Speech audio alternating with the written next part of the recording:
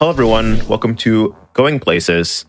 I think Hibbs says Speedrun travel show, and currently he's also going places. So I'm taking a spot.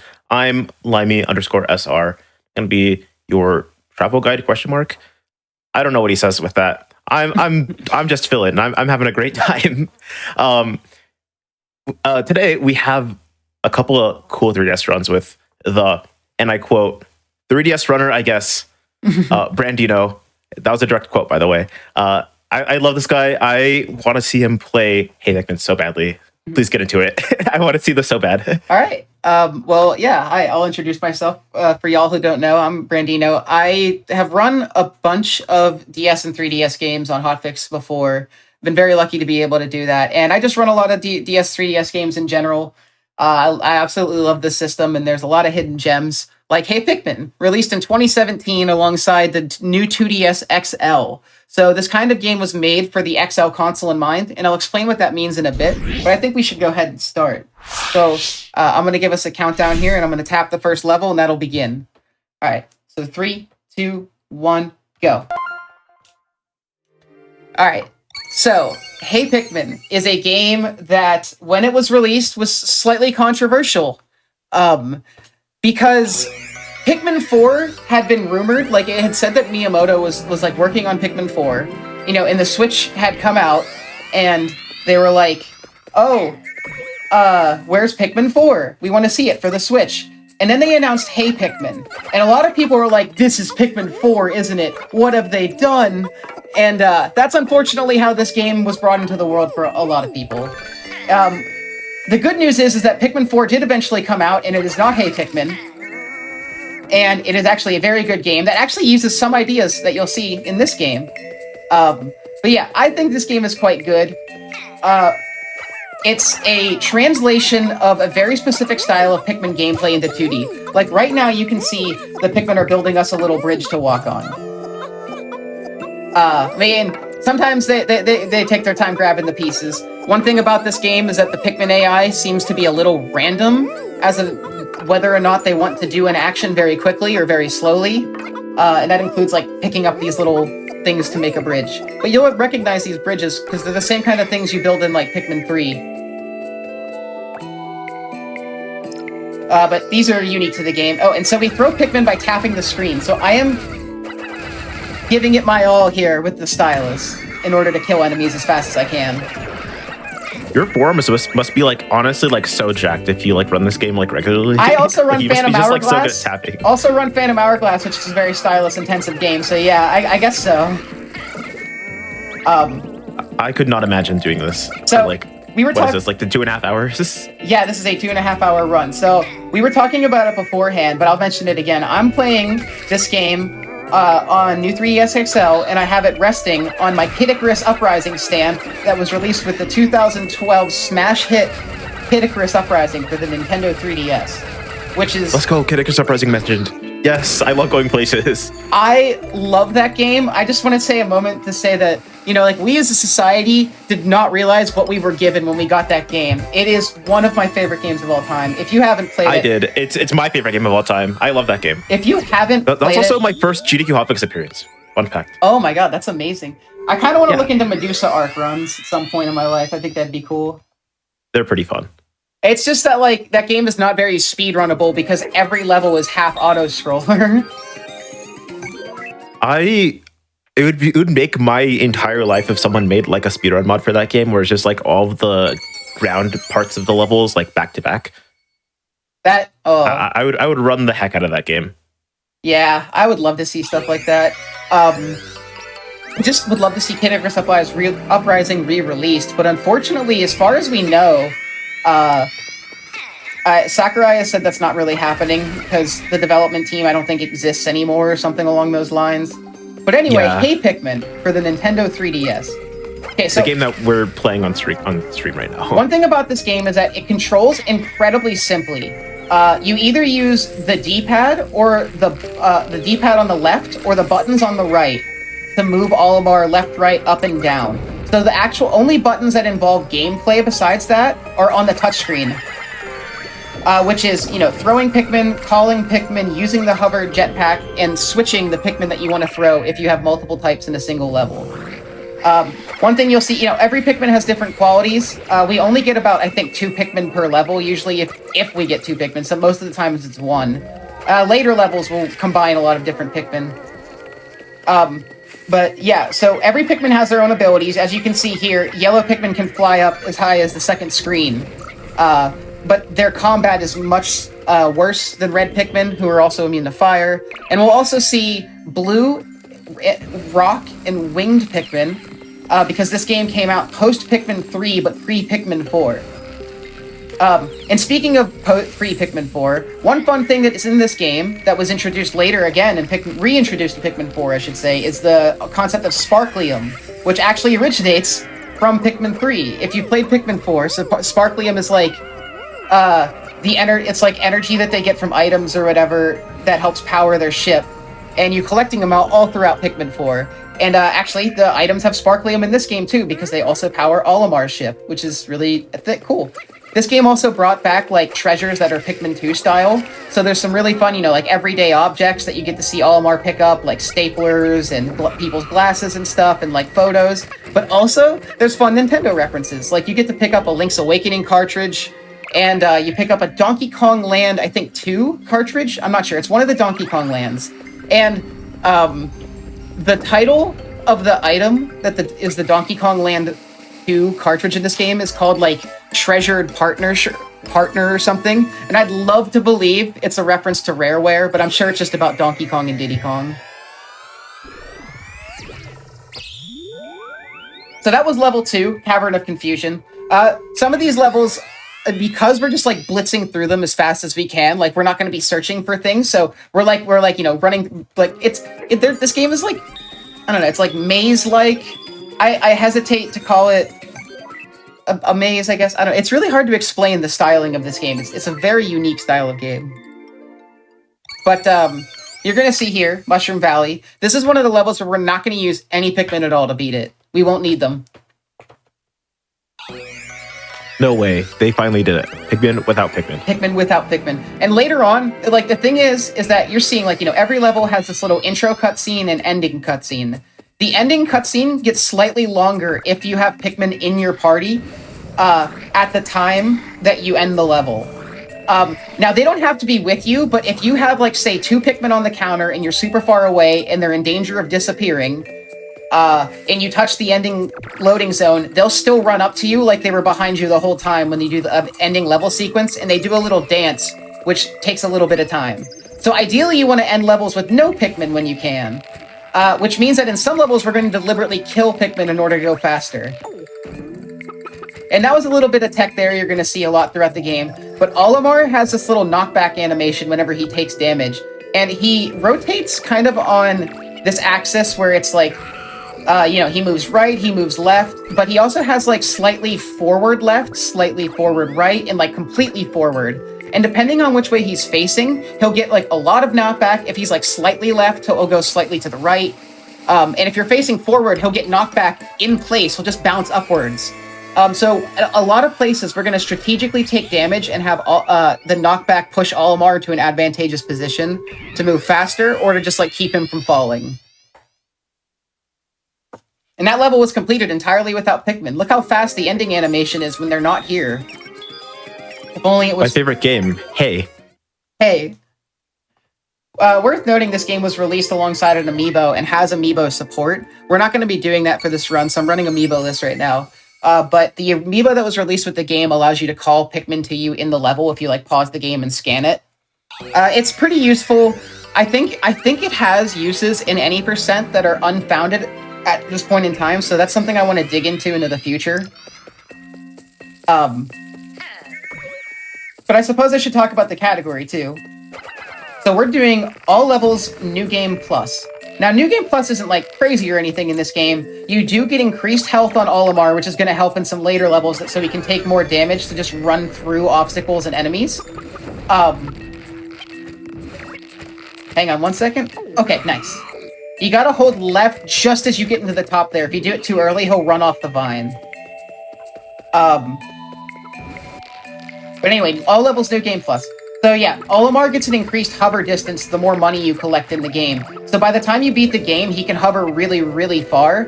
And as you're seeing right now, hover is a really powerful tool. Like, I just hovered straight through that enemy because they have a really small hitbox, I suppose. But we're going to be using the hover a lot. And in later levels, we're going to be trying to basically max out its distance as much as we can in order to skip sections of the game and skip movement with the Pikmin, or having to use Pikmin to accomplish goals.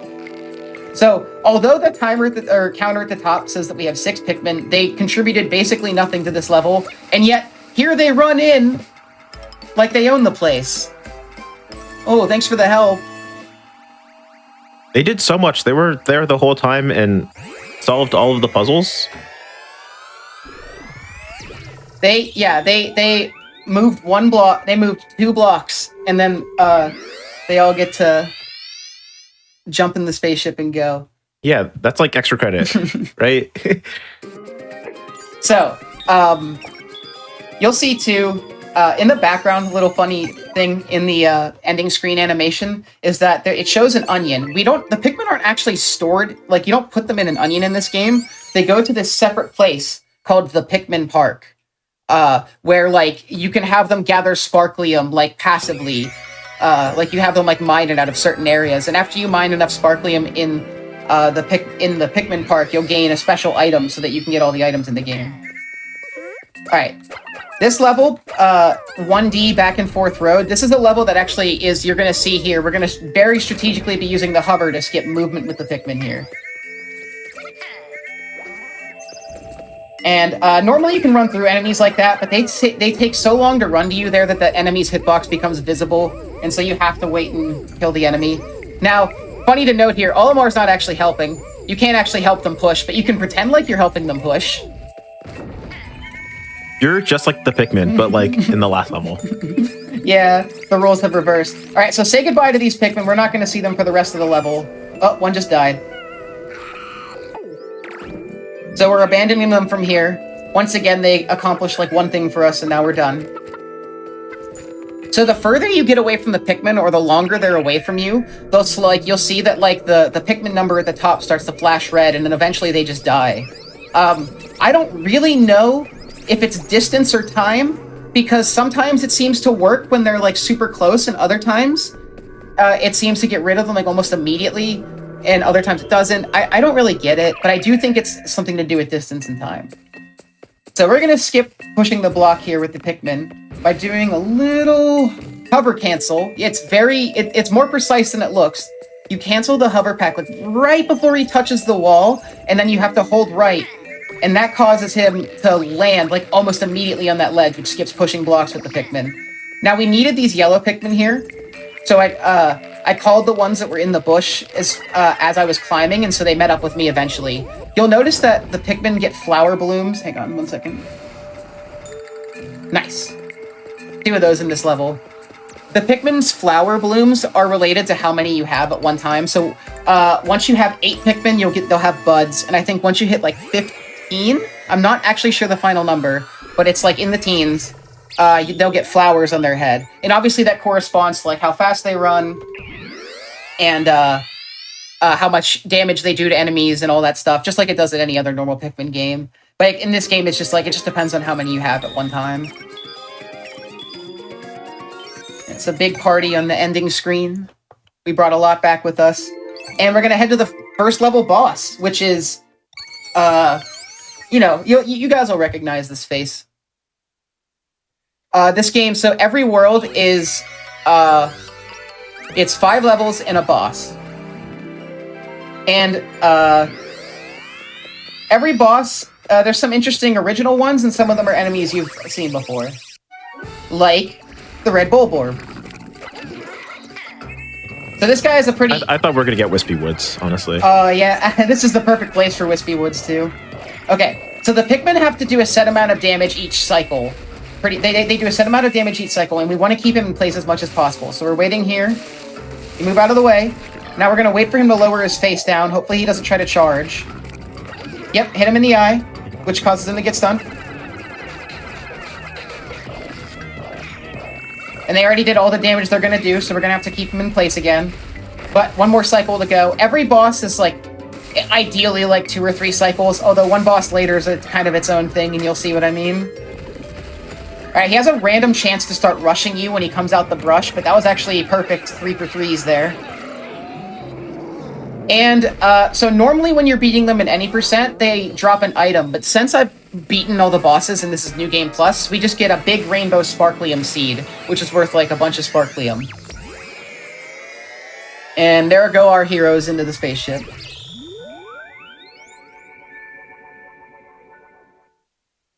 Alright, so that's the first world done. That one is like a pretty, like, you know, your average, like, Pikmin garden-ish area, I think. The next level is everybody's favorite type of level, the water world. And, So early for a water world. yeah, I thought that too when I was playing, but at least they get it out of the way early, honestly. I'd rather they do that.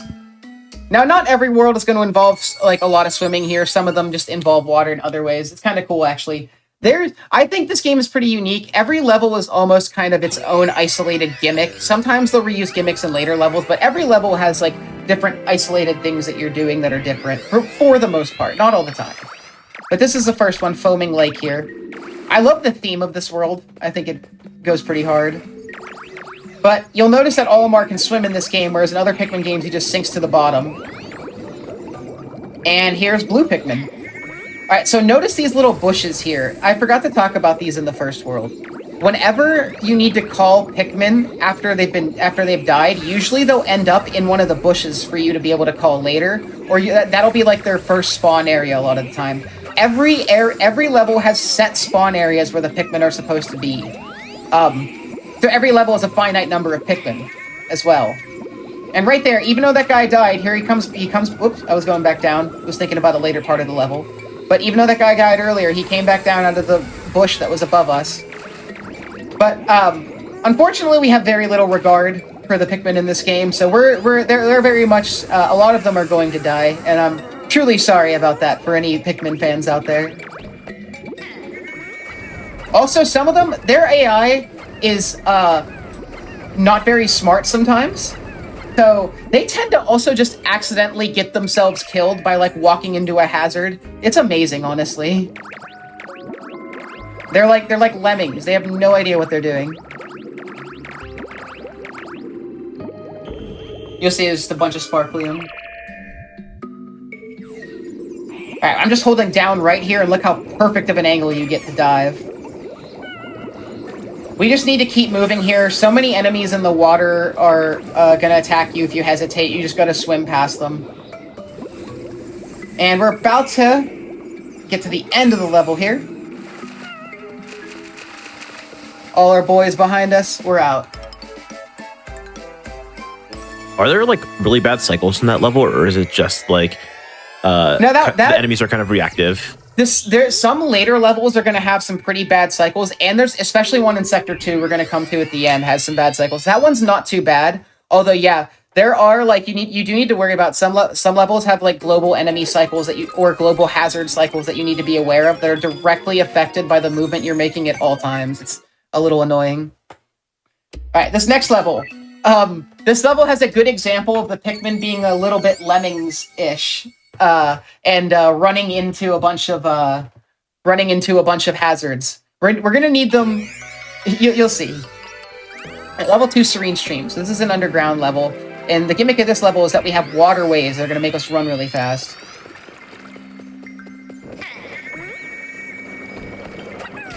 All right, that was for that, and now we don't need these guys anymore. But they're gonna follow me all the way down.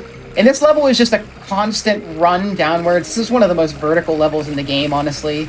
Like, you're literally just constantly running down waterways. Alright, so we're gonna hover over these enemies here, but they ball into spikes and... Yeah. They all just run straight into it, too! And then, if you don't call them, they don't know how to climb down on ladders, so then they'll just stay up there and die. It's very unfortunate. They don't seem to be very capable without Olimar. Also, you notice tiny optimizations that I'm going to be doing everywhere is to hover before jumping onto these climbable vines because that saves just a little bit of time, and if you do it a lot, it saves a lot of bit of time. So we're actually just going to run straight through this room here. Nothing interesting. Alright, got a tricky hover. Okay, cool. You can see, I just barely got over. Those are called crumb bugs. They're probably the most common enemy in the game, and they love to get in your way. Alright, once again, we needed those guys for one purpose, so now we're just going to run away from them as fast as we can and hope that maybe we get to the end of the level with 0 Pikmin, although it never really happens here.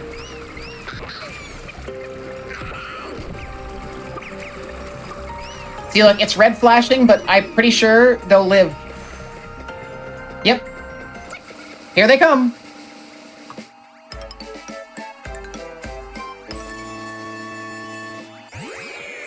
We lost 1 on the road, but 3 still managed to come and, How did you lose specifically? I don't one? know. See, the thing is that if you run fast enough away from them, if they're like an enemy gobbles them up or they get hit, they might not die if you get far enough away. It's pretty crazy. This game has some funny Pikmin things like that. So what I'm assuming happened was it was just like the one in front got eaten, and you were too close to them. I guess, yeah. Got punished for going too fast, I guess. Yeah, and then the others, like we were so far ahead of them after a certain point that they just like phased through all the enemies anyway, because all the enemies stop existing after a certain point. That's so funny. This game is very goofy. So Glowing Bloom Pond is one of the more difficult levels to optimize if you're going in an individual level setting, because there's a trick here that either is like super quick or a little slow. So one thing you're going to see here, I threw the Pikmin away because, yep, it still triggers it. Sometimes, if the Pikmin are far enough away from you and there's a cutscene trigger, it won't trigger the cutscene. And they can still be equipped with you and you can be far enough away, it won't trigger it. But that one just likes to trigger, I guess. I don't know why. Okay, so we didn't get the fast version here, but that's why, so you can clip through, I call that bud hover, because you're like clipping through the flower bud there. And it's either you get it like an insta clip if you jumped off and hovered at just the right point, or it takes a second and he pushes his way through and you lose like a second or two. So if you're ILing this level, which, I have done, and I'm sure everybody has, of course, it can be not too fun to deal with that clip. And here's another example of us skipping a lot of movement without the Pikmin here. Our hover lasts so long now that we don't really even need them to do much for us. The gimmick of this level is that these little flowers open up and there's like electrical currents and stuff, but luckily we kind of don't have to deal with that. Sorry, Pikmin. Okay, see? Oh, wow, still killed 2 of them. That's crazy. So we're gonna ignore these guys, but look, they're happily bouncing. They'll live. Okay, so normally they're living their best life. Normally you would, if you want to get to the normal exit of this level, you need to have the Pikmin build a bridge. But we don't have any Pikmin with us, so what are we doing? Every world, and I forgot to mention this in the first world, every world has a level that's designated like World 3X, World 2X. And that's the extra stage that is gained by going to the secret exit, which is only in one level of each world. Some of these levels, it's going to be faster for us to take the secret exit out than actually do what they want us to do and go to the normal exit.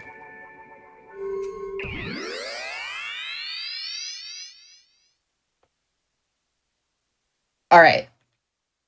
So, we got... Okay, so we're almost out of the water world, thankfully, but now we haven't had a lot of swimming in the last 2 levels, so unfortunately we gotta go swimming again. In the shallow end. I want to mention real quick to all of the chatters watching right now,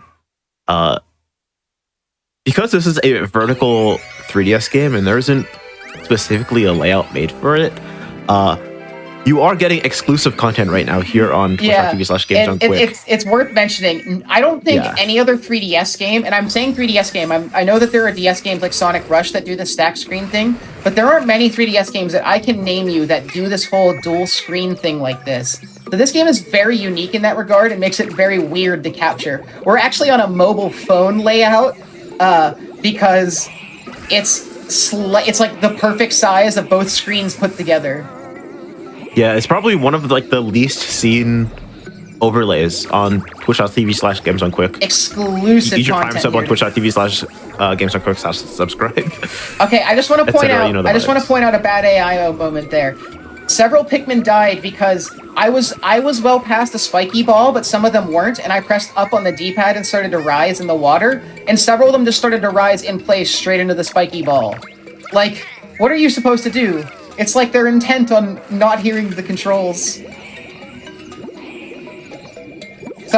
I mean, I would do that too. I mean, I see this dude that I'm following just start to rise out of nowhere. I mean, I'm gonna do it too.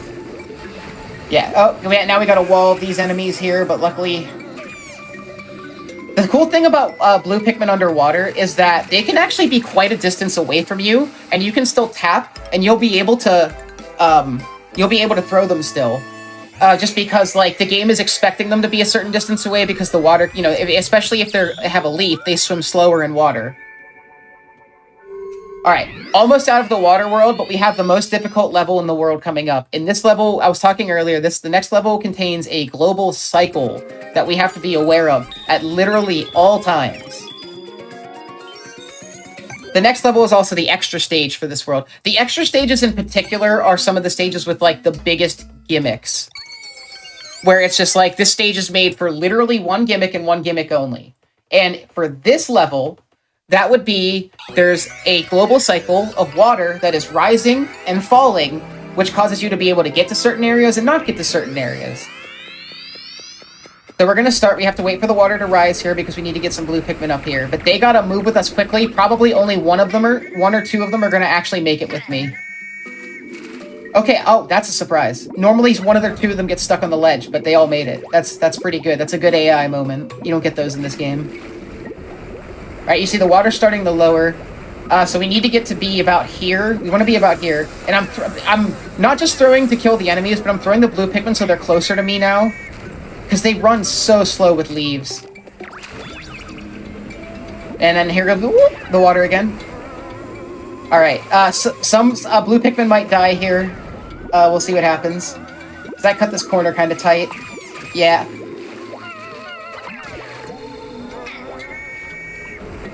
All right, if we did everything right, we should be able to fall straight into the water here. Cool, okay. If you mess up slightly, you'll come into this room when the water is really low, and Olimar will fall straight onto the spikes underwater. So that was good. We're on a good cycle right now. You'll notice that there's a lot of these cutscenes. Another benefit of New Game Plus is being able to skip those. And any percent, you either have to watch them or you have to do a lot of trickery. Okay, wait. Watch. Yeah, a bunch of them just fly straight into the spikes. That's one of the most emblematic Pikmin lemming moments where they just all jump into the spikes. It's amazing, actually. They all do. Looks comfortable. Don't blame them. Yeah, now only 4 of them have to work with Olimar. I guess who's the real losers here? They're butt babies. Okay, if I made everything right, I should be able to... Yes! This is slightly faster, and I mean slightly, to be able to land on this ledge so that you can start drifting into the water up. Also, one time, I tried to dismiss the Pikmin with... Because if you hover, the Pikmin will stay in place unless you, like, land close to them. I tried to hover away from the Pikmin and get into the water, and it caused a near soft lock in this level where it took, like, 30 seconds for the Pikmin to actually reach me because the water cycle had to bring them all the way back up. That killed a really good paced run once. Wait, they actually, like, have to run? I thought you were just, like... Some of them have to... Some of them will, like, teleport to you, but if they're kind of in the same room as you, and you get away from them, they might actually have to clear the room obstacles to make it back to you for the end of the stage. That's so funny. This game is interesting. All right, so the water boss is probably one of the easiest here. Thankfully, too. Gets us out of this world. Okay. Interesting thing about this boss is that there is... So you're in this... You're going to be in a big underwater enclosure here. But there's like... Either the top is really high up, or there is no top, but there definitely is a bottom, and you want to be high up as possible because you'll kind of, like, lose ground over time, and you really don't want to be towards the bottom because it makes it harder to avoid this guy's attacks. And we can only attack the end of his tail, so we have to wait till he fully moves forward. Don't make the mistake of throwing Pikmin too early, because then you won't be able to throw them as fast when it's time. Alright, now he's gonna not even try to hit us. I'm literally just standing still. Okay, now we go down. I just need to remind you that anytime you see me throwing Pikmin fast, I'm just on the touchscreen with the stylus. So I'm just sitting here, like, tapping for my life.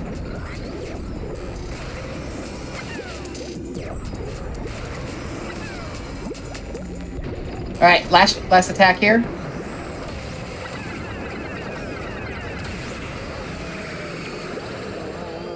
Alright, nice and easy. And we're out of World 2, so there's going to be a lot less water worlds from here. And you can see, this is one of the only times the game really lags on new 3DS XL. It's pretty bad in this level. Oh, yeah. So imagine that, but for the whole game, and that's what it's like to play this on any other console besides a new 3DS XL or a new 2DS XL, or just a new 3DS in general. Like I said when we started, this game came out at the same time as the new 2DS XL, so I think they were kind of betting on you playing it on that, because this game is like literally half the frame rate on older 3DSs. It's really bad. I have a friend who's really into Pikmin games, and so I was like, yeah, play this, man, play it. And he was playing it on his like normal 3DS XL, and he's like, dude, this game like barely functions. I'm getting like single-digit FPS, it feels like. And I'm like, oh, fun fact, today I learned. So yeah, it's funny. The game runs much better on a new 3DS XL, but technically runs on 3DS, I guess. Alright, World 3 has some difficult levels, starting with the first one, Crystal Tunnels. We're going to be reintroduced to some old friends here from Pikmin 3, which are the rock Pikmin. As you'll notice, there's crystals everywhere, and there they are. And they do the same thing that they do in Pikmin 3. They break crystals, and you throw them in an arc, and they bounce off enemies. They can't, like, you see, like, other Pikmin that aren't rock Pikmin will like dance on their enemies' heads for a little bit to do damage, but rock Pikmin it's like you're just like straight up throwing them for damage. You can't they won't latch on to an enemy, which I think is also the same deal as Pikmin 3.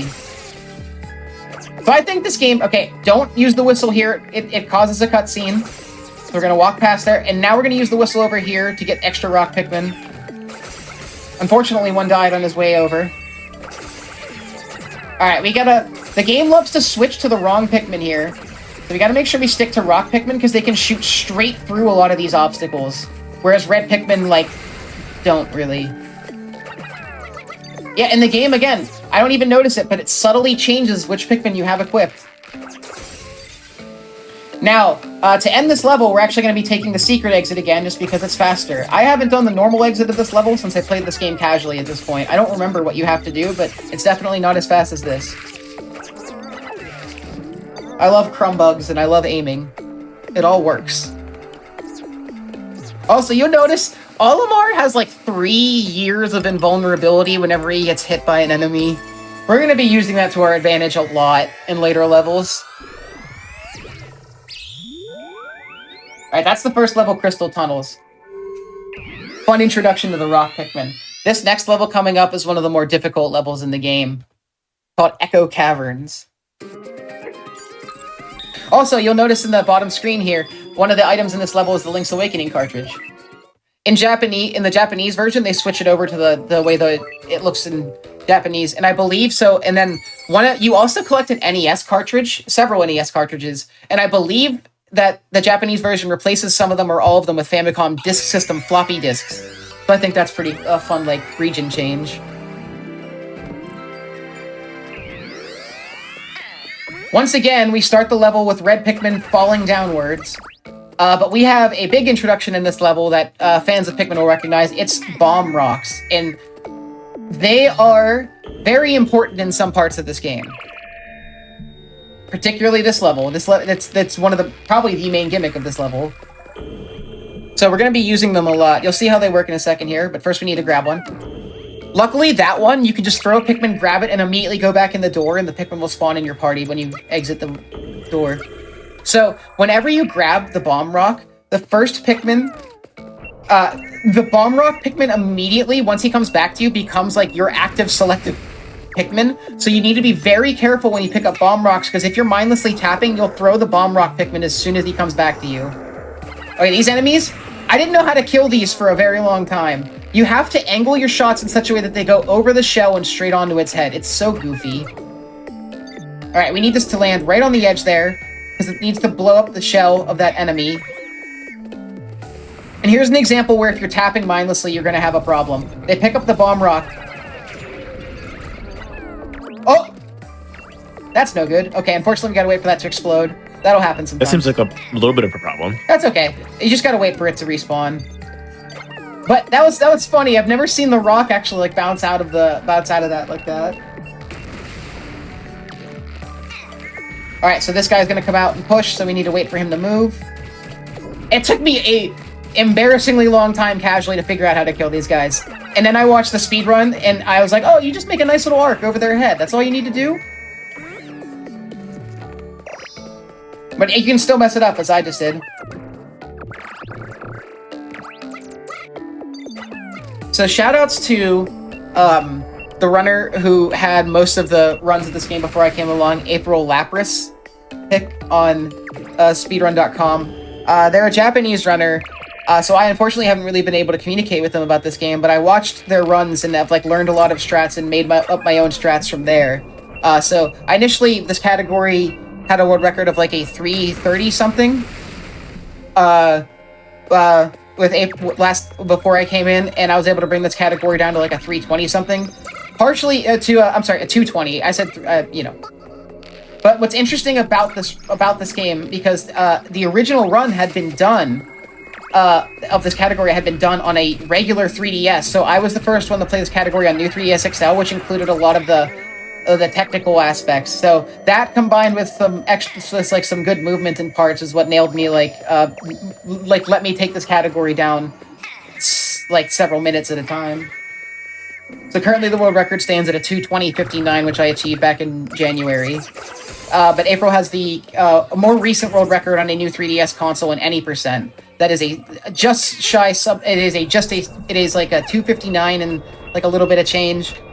I want to run any percent eventually, but I kind of want to. I want to figure out some amiibo strats for it, because I believe they could be very useful in parts. So that's a lot of research that I have to do. This game has a lot of amiibo support. So every released amiibo at the time of this game's release, so everything in the Mario series, I don't know, I think the Smash stuff that had been released at that time, I can't remember the Smash amiibos, but I'm pretty sure the Smash amiibos as well. And so it's like the Mario series, the Smash series, the Animal Crossing series, and the Hey Pikmin amiibo all scan. And if you scan any of the Mario series, like if you scan like I just have to happen to have this guy on my desk. Like if you were to scan this like Mario series Mario amiibo, it would appear in-game as a collectible item in a little side challenge. And so you can pick them up for extra sparklium. So that's an interesting feature. This game has very robust amiibo support, more than most games could ever hope to have.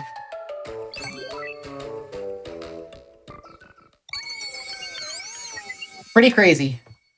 I can't wait to use my Duck Hunt amiibo in this game. I'm pretty sure that one works. I don't quote me on it, but I know for a fact Mario, Animal Crossing are like all there. And then like, they're all called funny things, and Olimar has a little blurb about them. It's great. Because there's, this game has its own Pickopedia and like item guide, a treasure guide and stuff. So, alright, so unfortunately this level is an upwards elevator auto-scroller. There's not a whole lot to it. You need to avoid being crushed, which it's not that hard to do, but if you're like, sometimes like without thinking, I've almost gotten crushed several times. So you do need to make sure that you're like actively paying attention, which, I mean, if I'm telling you that you need to pay attention, maybe there's deeper problems here. Like in terms of like the speed run, but yeah, you do need to make sure that you're not like mindlessly just standing there. There are some parts where you need to break rocks above you. In this level, so that you get to use the yellow Pikmin, and the rock Pikmin. The yellow Pikmin go up really, really high, all the way up to the top screen. And we're going to use that to our advantage. The rock Pikmin don't go nearly as high when we get them later, unfortunately, so that puts us at a bit of a disadvantage. But there's the, you just up and up. The Pikmin can get accidentally crushed to death. I feel like I'm firing a yellow Pikmin machine gun upwards, you know? Because this is an auto-scroller, is there time for a couple of messages? Sure. What you got? I just want to mention to everyone in the chat, because Hotfix seasons are starting up soon, or I guess I can't say starting up soon because like they're started now, and it's very weird because like now there's shows on like more than just Wednesdays. It's very cool. You can join the GDQ Discord using !Discord and get the Hotfix role, and you can talk to all of the showrunners that are in there and all the other Hotfix fans. It's very cool. There's like a small little community within the GDQ Discord for specifically Hotfix enjoyers. I think that's what it's called, actually. Yeah, I want to give a huge shout out to Hotfix. Yeah. I've had the very good fortune of being on this show several times, or just being on Hotfix several times in general, and on this show a few times because of, you know, the nature of the games I like to run, of course. And yeah, it's just been an awesome experience, and I'm very happy to have done it. So shout out to Hotfix. And shout out to Hypnotics, who could not be here today. Absolutely. Who is going places himself. Absolutely love that bloke. He actually stayed with me and my family during AGDQ this year because we were all Pittsburgh natives. I actually don't live there anymore personally, but I was there for GDQ because my family's there. So that was an awesome experience. Hopefully we didn't drive him too crazy. Yeah, and one last thing I want to shout out, because you yourself are a Sonic fan. Huge Sonic fan, and actually that's going to be one of the second game we do after Hey Pikmin. It's going to be a Sonic game. Yeah, I want to mention that Sonic and the Sidekicks is going to be live on June 1st and June 2nd. Yeah. Exclamation Sonic to take a look at the schedule. I'm pretty sure it's out now. Huge shout outs to it's a banger schedule. Huge shout outs to the organizers of that.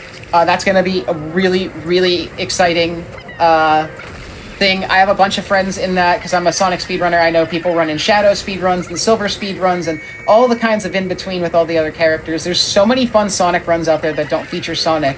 So if you're tuned into that, you're in for a treat. For the love of everything, please see the Silver the Hedgehog speedrun in Sonic 06. That is one of my favorite speedruns of all time. It's obviously no secret that game is not well put together in parts, and Silver exemplifies that in the best way possible. Just an absolutely broken speedrun from beginning to end. One of the hardest speedruns I can think of, because Silver's glitched movements is frame perfect if you want to get good at it. Yeah. And just... It's so cool. At a high level, it is so hard to explain how difficult Silver's story is. So much has to go right. That's out of your control, and so much also has to go right that's in your control that's very difficult. That's going to be an awesome run. Shout out to Labris, who's going to be running that. And look! I did not know that Labris was doing that. That's so hype. I love Labris. What a gamer. Alright, good news. We're out of the auto-scroller. Yeah. That's one of those levels that's like... when I was talking earlier about like almost dying because I wasn't paying attention, like when I'm doing that one, like when in serious PB attempts, that's a good time for your brain to like rest from how hectic runs can be sometimes. And that's when I sometimes forget, oh, I need to break blocks before my Pikmin die. Alright, Spring Petal Cave. This is a quick level, and the gimmick will be very clear very quickly. It's a spring petal. It's a flower that's also a spring. We need exactly 8 Pikmin, and we need to keep them through the entire level, so they cannot die on us. There will be some ways to respawn a few if they die later, but ideally, you know, we don't want them to die. We need to get 8 Pikmin with us and get to the end of the level. So, we're grabbing 4 more here. Our good pals, the rock Pikmin. Alright, now we have 8 Pikmin with us. That's going to be good. So the spring petal, depending on how many Pikmin are with you, it goes down like lower and lower and then springs you up higher. So 8 Pikmin is the exact number you need to make it to the end of the level. Because there's 2, this is the first one, there's 2 spring petals we have to worry about. Now we have to be careful running through this corridor here. Enemies can and will kill the Pikmin. I just had it happen in a D-Rust yesterday, so it can happen to you too. But we're good, we're good. He's gonna drop that there. You need to be careful when you're getting off of vines and onto ledges. You need to be slightly above the ledge so that all the Pikmin follow you, or else they'll just fall. Because their AI is really, really good. Alright, 8 Pikmin survived to the end of the stage. We're getting out of here. It's exactly 8 to make it up here. And this enemy is called the Armored Crushblat. It's another enemy that was featured, or a similar enemy was featured in Pikmin 3. In this game, they're way more common. I think there's only one of them in Pikmin 3 based on my recent playthrough. Which, actually, I got to say, I love Pikmin. It's a longtime favorite series of mine. I played the first one. I remember playing it when it came out, and I was very young at the time, so I had zero idea what was going on. But eventually, when I got like a little bit older, I played Pikmin 1, and then Pikmin 2 had just come out, so I got to enjoy both of them. And I loved those games. They're very, very big childhood memories for me. I was one of the 5 people that bought a Wii U at launch, so I got to experience Pikmin 3 on the Wii U. Which was a interesting experience. It's way better on Switch. It's way better. If anybody tells you that Pikmin 3 is better on Wii U, they are capping. I just have to say. I also got a Wii U around launch. I'm so sorry. I'm so sorry. It wasn't at launch, but it was like a couple months after. But I bought one of the people one. I like stayed with after like school, right? They had a Wii U, and I like started like learning like a Wii U game speedrun before I even had a Wii U, and I got the Wii U, and then I like started speedrunning the game like immediately. Which game? Mario 3D World. Oh, that's such a good game. It's so good, yeah. The Wii U has its stuff. We were talking about this before stream. One of the reasons I like the Wii U is the DS Virtual Console. It's a great way to be able to play those games on a big screen because there's not a ton of them, but they're there. I actually run Legend of Zelda Phantom Hourglass on the Wii U Virtual Console, which is a great way to play it. And I was very happy because that was before I had my 3DS capture card, so that was before I was even able to like stream those games from their console of origin. But the Wii U version of Phantom Hourglass is faster, so you just run that. Generally, if you can run that version, I would recommend it. Although, not a lot of people own Wii U, so what are you gonna do? Now people will own Wii U. Let's see how many Pikmin survive to the end of the level here. We've got to. You'll notice that the gimmick of this stage is the Gatling Groinks from Pikmin 2 are in the background. And they shoot fireballs that like rain down. Oh, that's okay. Slightly off in the cycle. A bunch of Pikmin died, but that's perfectly fine. We could, ideally, I guess you want to have Pikmin survive to the end, but they don't have to.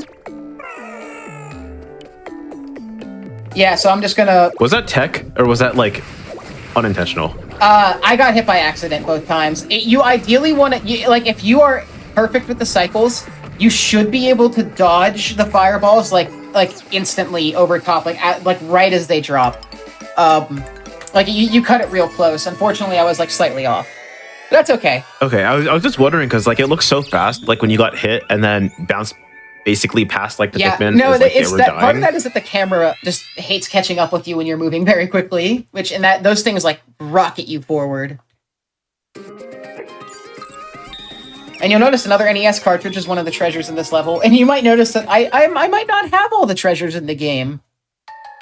Hey Pikmin's... Don't worry about that. I am Hey Pikmin's biggest fan, and I have not 100% of the game. I don't know what that says about me, but I'll get there eventually. I want to do an all treasures run eventually, too. I think that'd be such a cool speed run, actually, because there's a lot of... Like, this game isn't like a Metroidvania. Like, you don't go back to the levels with stuff you earn later, for the most part. Like, doesn't really unlock anything. Although some levels you do have to do more than once in order to go, like, down separate paths in order to get to items. So that's an interesting category. It needs a lot of routing. This is one of the only bosses that has, like, tech to it. So I run to the left to get him to immediately chase me. Okay, and I need to tap, like... This is the fastest I'm gonna have to tap for the whole game. Hang on. Okay, that's a lot of damage. That's good. Alright, so he's gonna come down, and I need to hit him. Alright. Now I'm waiting for he's in the air. I'm gonna hover, and I'm gonna hover and then land, and that causes him to stay in place, which lets me hit him even more. Alright, now he gets away, but we're so set up for the 3-cycle. The 3-cycle is the ideal cycle. I don't think it's actually possible to 2-cycle him. He's like... unless you have the tapping of, like task taps, I don't think it's possible to 2-cycle him.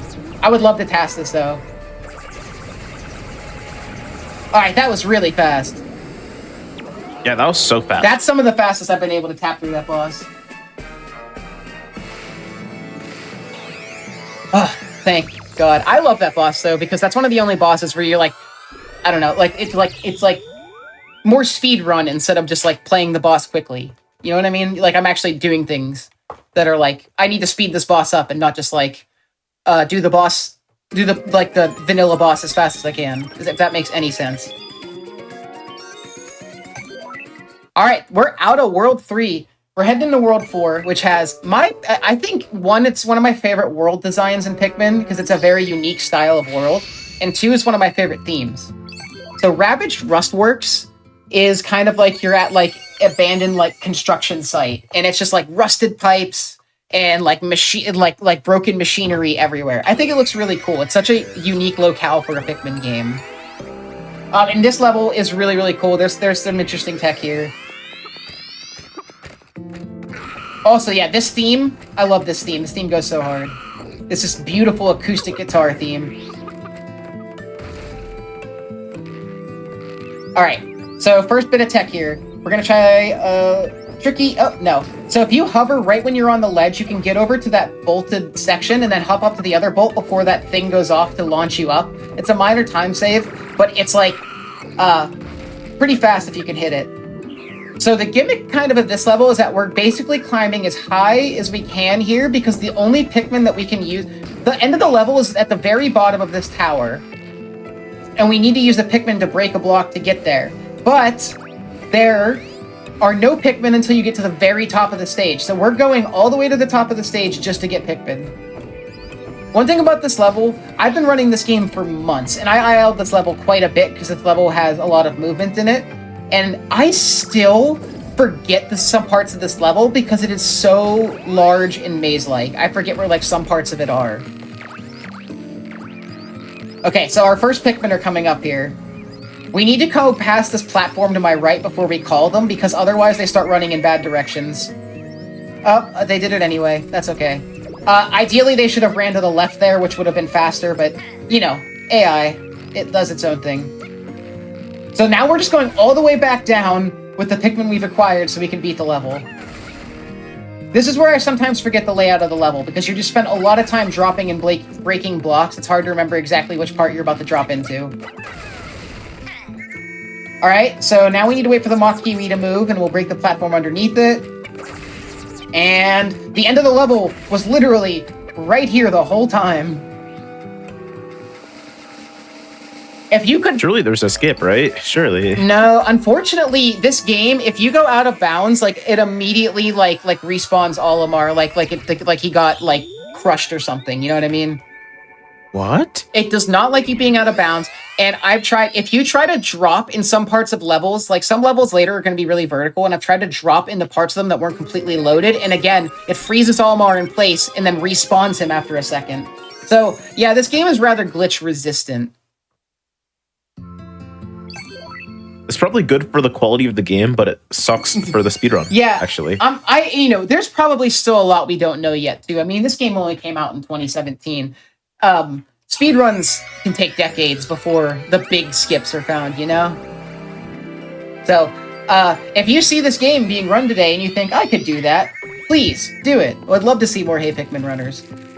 Worth noting, we just skipped a cutscene by running past the yellow Pikmin, and there's a certain trigger that if they're with you, it'll trigger cutscene, but there we can just straight up run past it. Now, this level, we don't have enough red Pikmin to be fast at combat, so we're actually just going to be damage boosting through all the combat in this level. It's way faster than you think it is than throwing Pikmin on their head, because we don't have... Like, if we had a lot of red Pikmin, they could kill the Makiwis fast enough for that to matter. But we don't, unfortunately. The yellow Pikmin are actually quite a hindrance in this case.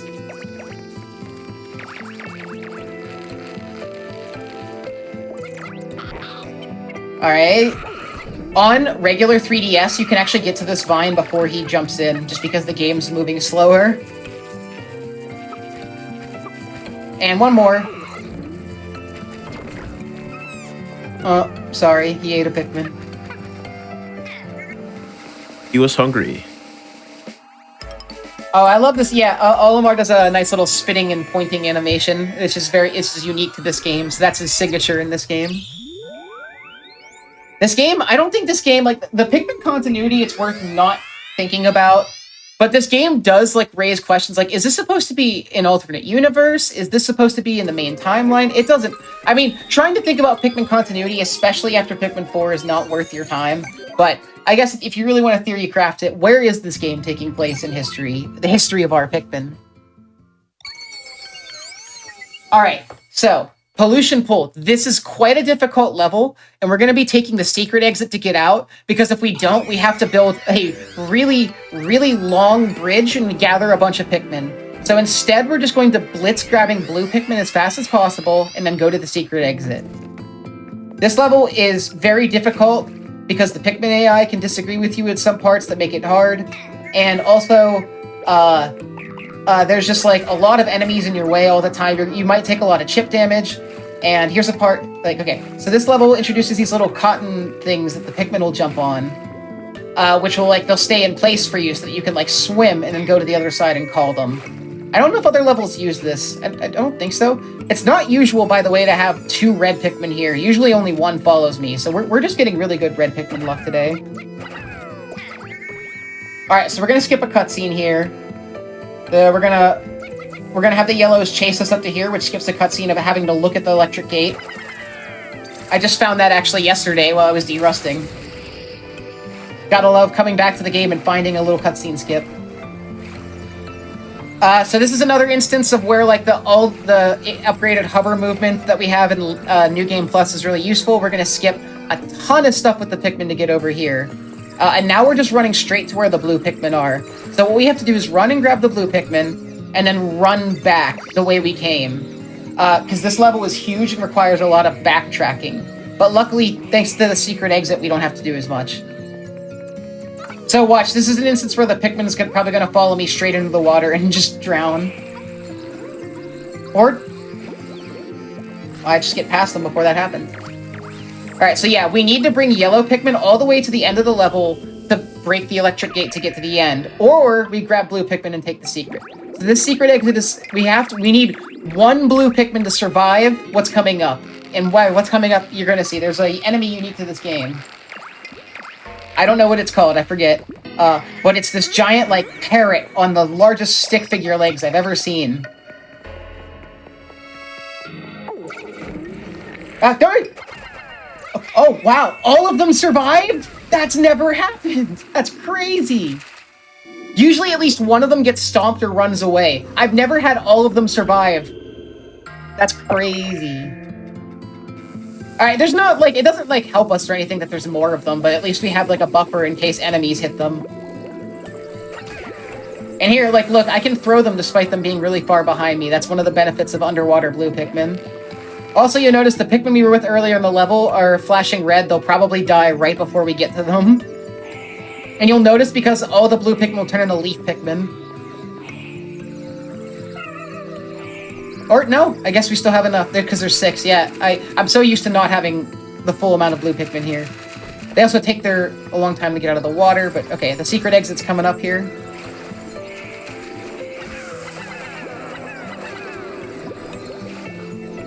Alright, we need to be careful here. They will hit into that roof if you're not, like, angled correctly. Because, again, they just, like, run into hazards when they feel like it. Alright, and this is the secret exit. That's one of the longer levels in the game, too. But we're out of there. I figured out what that like parrot looks like. What?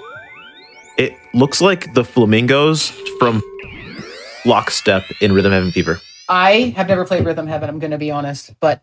I cannot believe you. I know, I like rhythm games, and I own a DS, but there's a lot of DS games I've never played. I only just recently picked up Chibi Robo for DS, and I've always loved the first game on GameCube.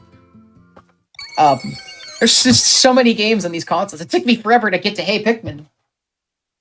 I just can't believe you haven't I played know. like at least Mega Mix on the 3DS. I know. I'm so sorry. I've let you down. Okay, you're forgiven. Thank you.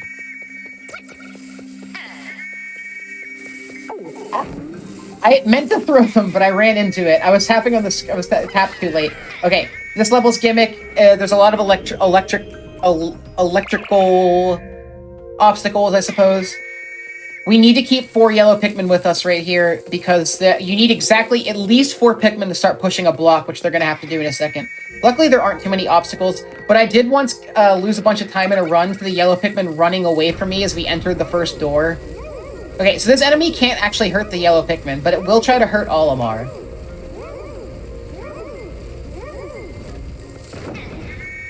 Okay. So, now we got these things all over the place. Hang on. Nice. 5 in a row. Those are hard to get while moving. You ideally want to throw... You can throw Pikmin while moving. He slows down just a little bit. But, okay, here's an interesting thing. So I'm actually... this enemy is going to be at this part of the screen, and... There we go. As soon as you get up there, you can kill it before it tries to strike Olimar. And you can see, like, I'm literally tapping on the screen where I know it's going to be before it gets there.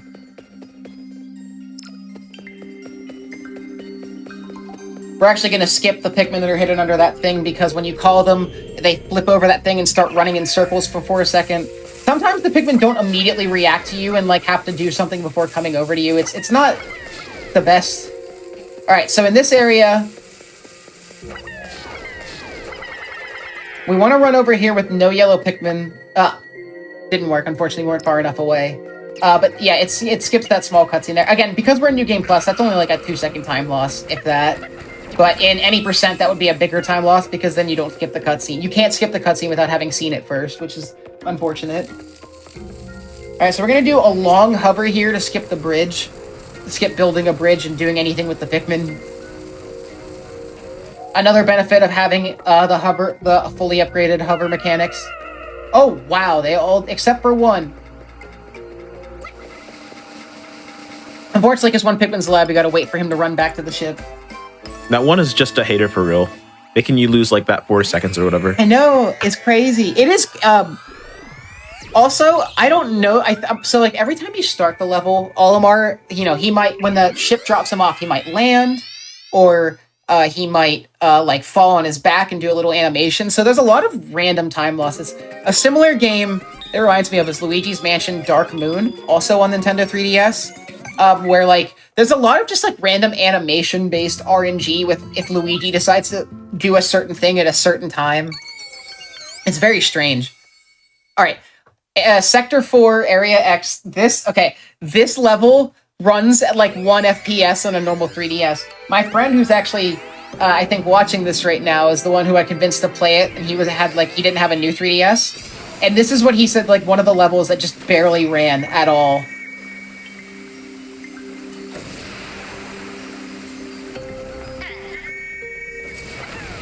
Because, like, these giant pillars of water are everywhere. Like, obviously... I was about to say, to be fair, this level does look quite good.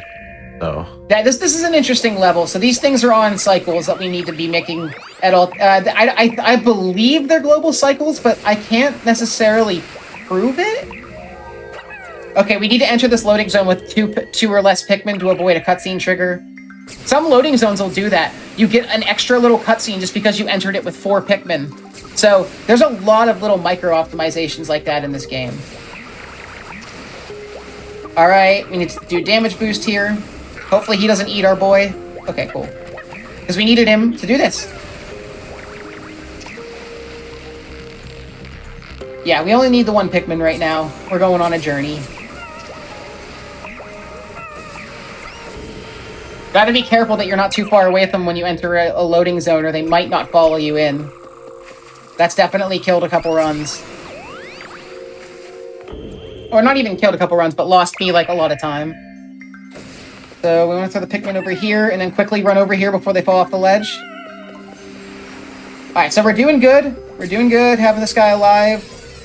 We need, like, a Pikmin just to break a lot of these blocks so that we can use the the hydro elevator things. I don't know what to call them.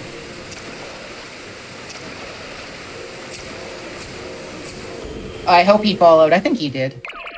Okay, we're good. In Minecraft, I just call them like soul sand elevators, but that's different. Alright, so we're actually going to abandon some Pikmin here. We only needed them to break this block, and so we're just going to hover our way to victory here over 2 large gaps. First one, and then here's the second one. This is another major benefit of the New Game Plus hover. And another thing about hover is that there's a little animation whenever you cancel it into the ground. But if you're like, if there's a vine or sometimes there's other stuff that can interrupt that little animation.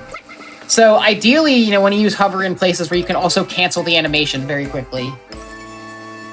Although hovering is slightly slower than walking, so you also don't want to be hovering for super long if there's a way that you can, you know, walk to the destination instead.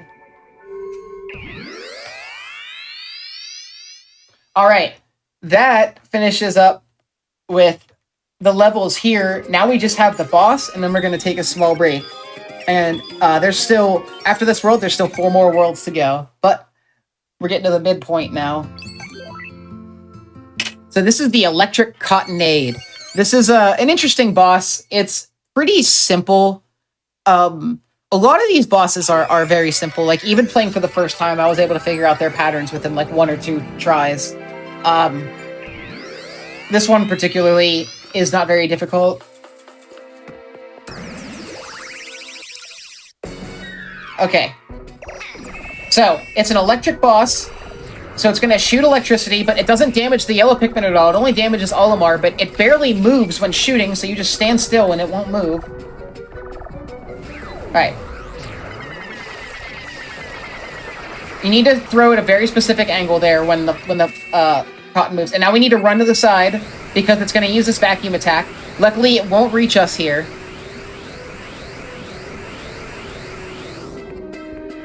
Alright, now it's going to do a couple more electric shots, then it'll open up its weak point again. It's overall very simple boss.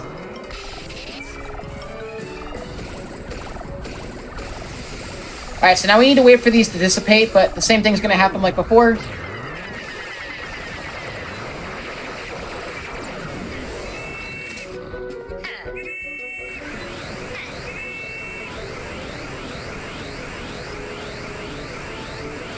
Alright. 1 more thing to go, a few more electric shots, and we can be out of here.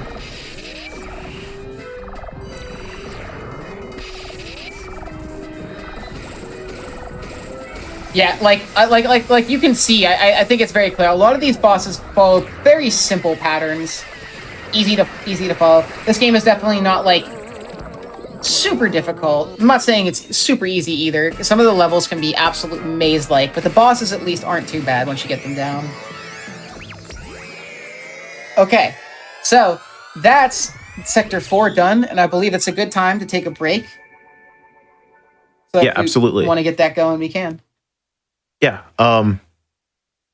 So when's a good time to just like pause a timer? Unless it's just like, give me whenever. 1 second. I'll give you a countdown to pause it. Okay. When I exit this world. Alright.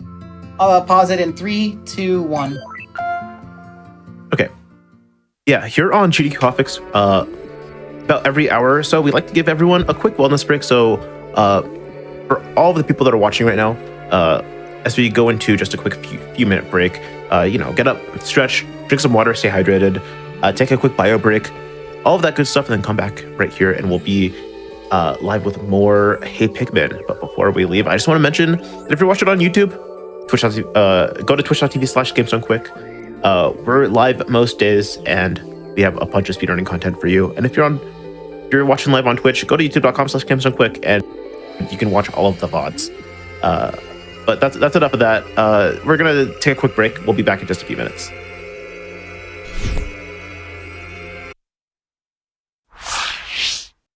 Hello, everyone, and welcome back to Going Places. I almost forgot what show we were on.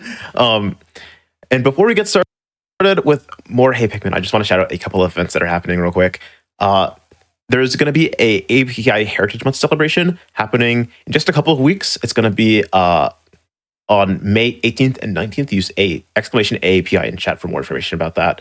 Juneteenth submissions are open right now until May 16th. Type in exclamation Juneteenth for that.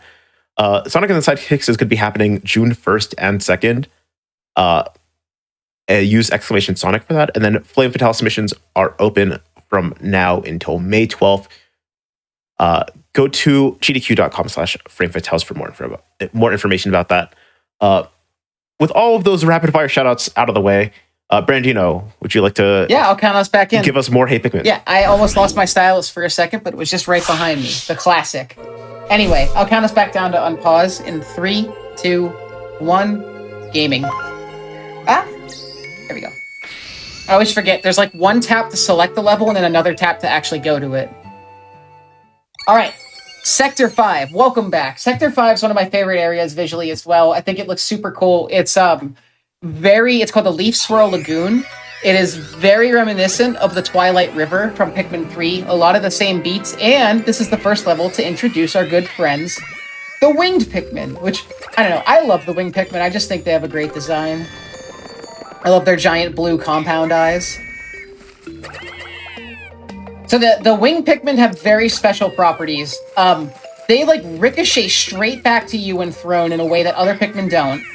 And here's another one. If you have 4 or more with you, when you fall down places, they'll grab Olimar and let him float, and you can actually float around with the Pikmin. Sometimes it's going to help us, and sometimes we're going to avoid floating because it's really slow. Another property of Winged Pikmin is that they'll actually persist with Olimar if you use the hover. So it's really nice. That way you can do a lot quicker movement, like, jump up on ladders and stuff, and the Winged Pikmin, you don't ever have to worry about the Winged Pikmin getting away from you. We ideally want 12 here for a successful end of the level, so we're going to pick up 4 more in the next area. Every level, you'll notice too, it has like doorways that you go through. So every level effectively has a front layer and a back layer. So when you're in the front layer, you're hearing the main level theme. And when you're in the back layer, you hear a special theme for every level's back layer. It's pretty cool. There's a lot of music in this game, and I think it's quite good.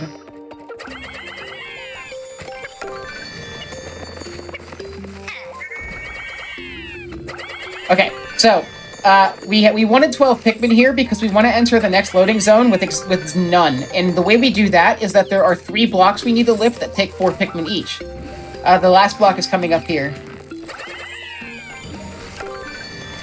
And it just rises up to meet us. And now we can enter this perfectly with no Pikmin. And that helps us because that skips a cutscene trigger right here with this mock kiwi. And there's a double benefit because now we can fall the end of the level without using the Winged Pikmin. Nice. Perfect fall. So you can see there the game really wanted me to use the Winged Pikmin to slowly fall. But if you're good enough and you know where to fall, you can just fall straight down. And fall straight down is going to mean a lot here in a few minutes because that's going to be the point of the next level.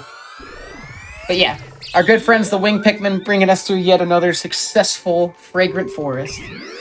How did those 2 Winged Pikmin bring back that nectar? Yeah, they just grab it off screen.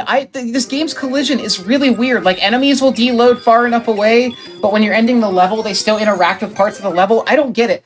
The Winged Pikmin, though, are one of my favorites in this game because they're the fastest to rejoin you when you touch the end of the level. So it's almost instantaneous. They zoom straight up to Olimar. There's no waiting. All right, Valley of the Breeze. This level has some of the most speedrun strats because you'll see what I mean in a second. So we want to call them at the edge of the screen so we only get 4. We break that block, and then we throw 4 of them and immediately start falling, which skips a ton of falling movement. Wait. Perfect. And now we get 1 eaten, and that means we can fall down this part too. And now the game is not prepared for you to fall. What? Look at this. The screen is not, can barely keep up. Okay, so here's the part that's really funny to me. Look at, the game is struggling. It does not know what to do when you're falling this fast. And then we just land normally. And there's the end of the level. That's this is one of the most speedrun levels because there's actually a lot you gotta do in order to fall quickly. And if you do not do it correctly and you fall with either 4 winged Pikmin, or like you don't throw them away from you and then fall off the ledge immediately and they get back to you, you lose like 30, 40 seconds, depending on where you're falling. It is very, very bad there to miss those strats. Like, that's potentially run ruining.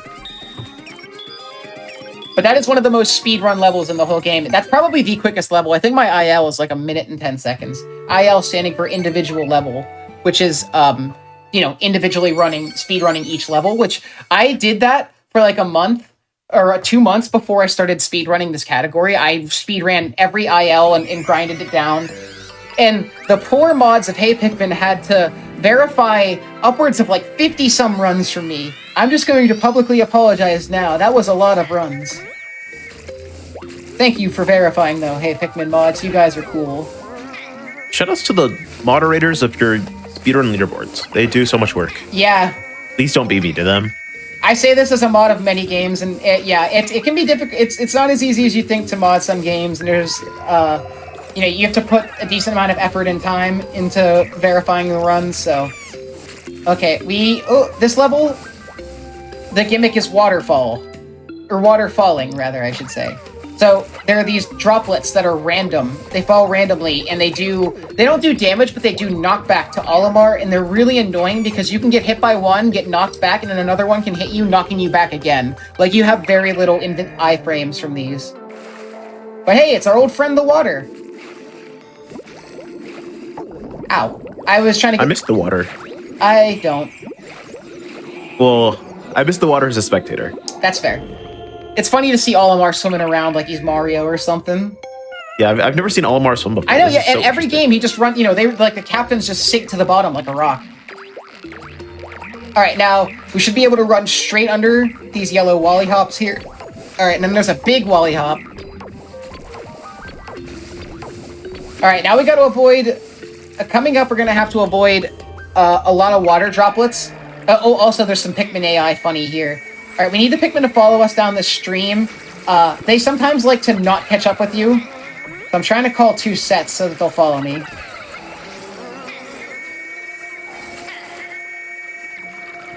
Cool. Okay. Yeah, it's good to have a bunch of Pikmin going with you into the next loading zone. Because we're going to need a bunch of Pikmin to destroy an obstacle later. And blue Pikmin don't do a lot of damage, so we need as many of them as will come with us. Alright, and so we're actually going to get a few more from this little cutscene here. And one just tripped. They like to do that. So, another one just tripped. That'll happen. Alright, this is the part with the most random water droplets. You really have to watch the top screen here because there's sections in between these petals where the water droplets can hit you, and they'll hit the Pikmin too and knock them off their game and stop them from what they're doing. It's very annoying. And they're all random. Like, it just hit a bunch of them. And, you're trying to destroy this, like, bridge in an area full of them. That's one of the more difficult sections of the game right there, but we're through it. We also take a lot of damage in this level. We're not really able to kill enemies that quickly. Again, the only time you want to pick fights with enemies is when you have a lot of red Pikmin, or just have a bunch of Pikmin to deal with them quickly. But even with a bunch of blue Pikmin, it's going to be faster to just run straight through them.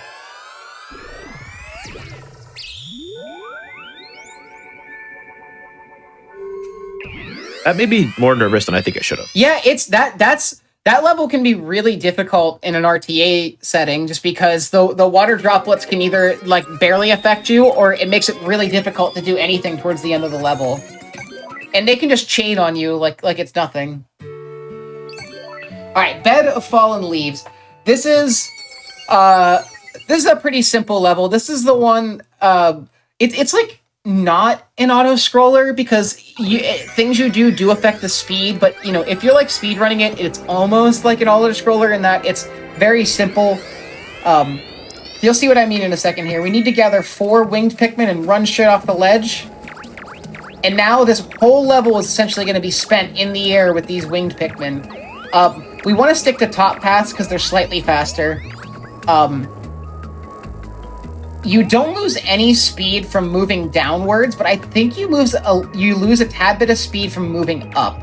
Because when he goes down, he just like glides, but when he moves up, he does that little puff. And I think it slightly affects your speed, but I don't know for certain. I landed. I was trying to cut that close, but that's okay. I don't even think that's time loss. This level does have, like, cycles that we want to hit, which are going to be these moving vines that you're seeing at, like, the top and bottom portions of the screen. I don't know if they're global or local cycles, but there's one later that's really hard to make, so I do think they're slightly global if you're not fast enough. They can't be slightly global. They're either they are or they aren't. I think they are global. I'm not certain. I was about to say, I love the term slightly global. I realized that made no sense. I had to clarify. So yeah, we're coming up on one of the cycles I really need to make here. We have to avoid getting hit. We want to avoid losing time to any obstacles. And so there are these, we're going to run into like a couple walls. Okay, here it is. Let's see if we can make this. So these things have weird collision. You'll notice like Olimar kind of like snaps to like, oh no, I didn't make it.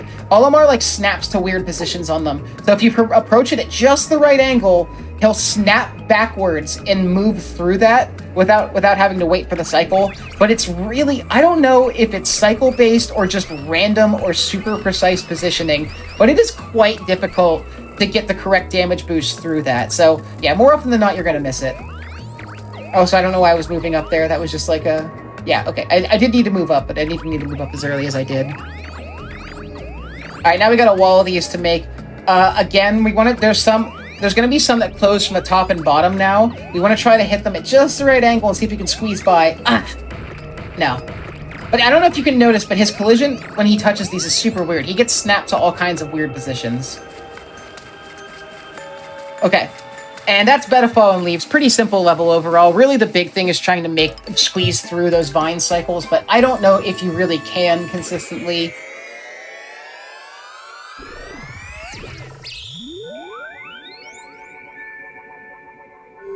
So we're almost out of the Leaf Swirl Lagoon now. The next level, Gale Force Glen, is again one of the most difficult levels in the game to do consistently because we have global cycles. My favorite.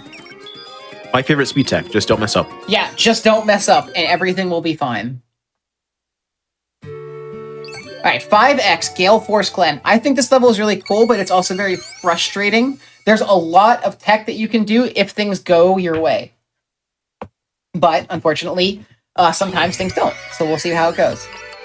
So this level is, again, we're going to use a lot of wing Pikmin. Obviously, they are the stars of the Leaf Swirl Lagoon.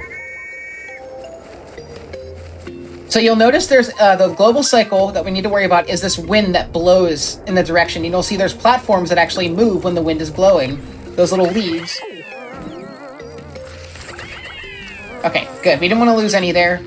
So we're good. We're making the cycle. So because we have 4 Pikmin here, they'll grab us when we fall, which allows us to try to like squeak into some of these, like squeak past some of these cycles, which is going to be really useful later. Alright, so we have to wait for this guy to jump here. You won't make it if you try to hold this straight up. Okay. Alright, we need to kill this guy. We have very little time to do it, so you gotta be fast.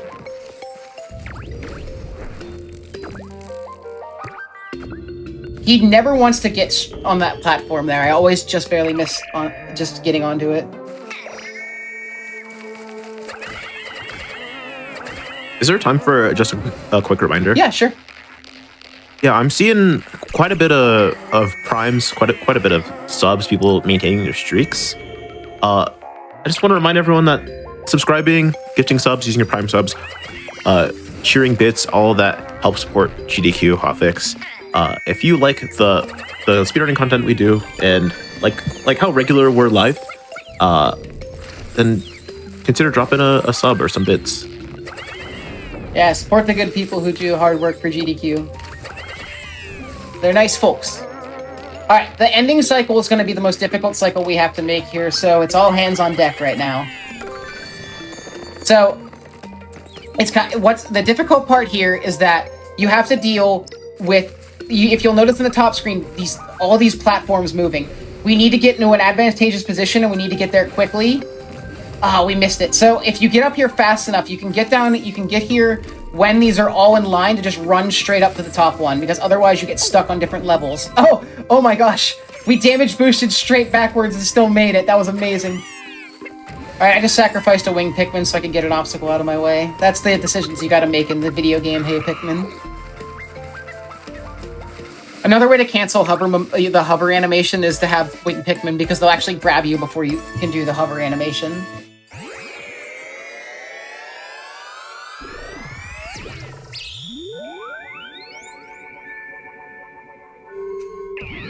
Alright. So we're actually getting out of Leaf Swirl Lagoon. We got one thing left, and that is the boss. This is a very interesting boss. This is like, somebody called this a Jet Force Gemini boss in my chat the other day. I haven't played Jet Force Gemini, so I don't know. But I like to think this boss reminds me of something like Galaga, or like a spaceship shooter. So, fair warning, there's going to be a lot of repetitious winged Pikmin sounds for this boss, because I'm going to be tapping the heck out of the bottom screen to shoot him at the boss. And you'll see what I mean here in a second. But just a fair warning, there's going to be a lot of winged Pikmin noises in a second. Alright. This boss, you do while falling. And we shoot the winged Pikmin upward at the boss who is on the top screen. It randomly moves between groups of the little shear bugs. And so, and look, it fires them down like this is Galaga or something. So it's going to now try to drill. You can save a little bit of time by having it drill diagonally, because it's slightly faster than making it drill down. Slightly faster. And now we need to get ready, because here it comes again.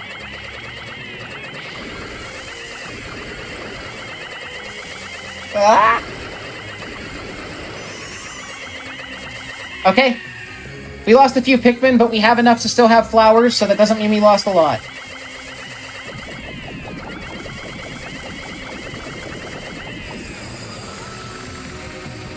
Alright, final round.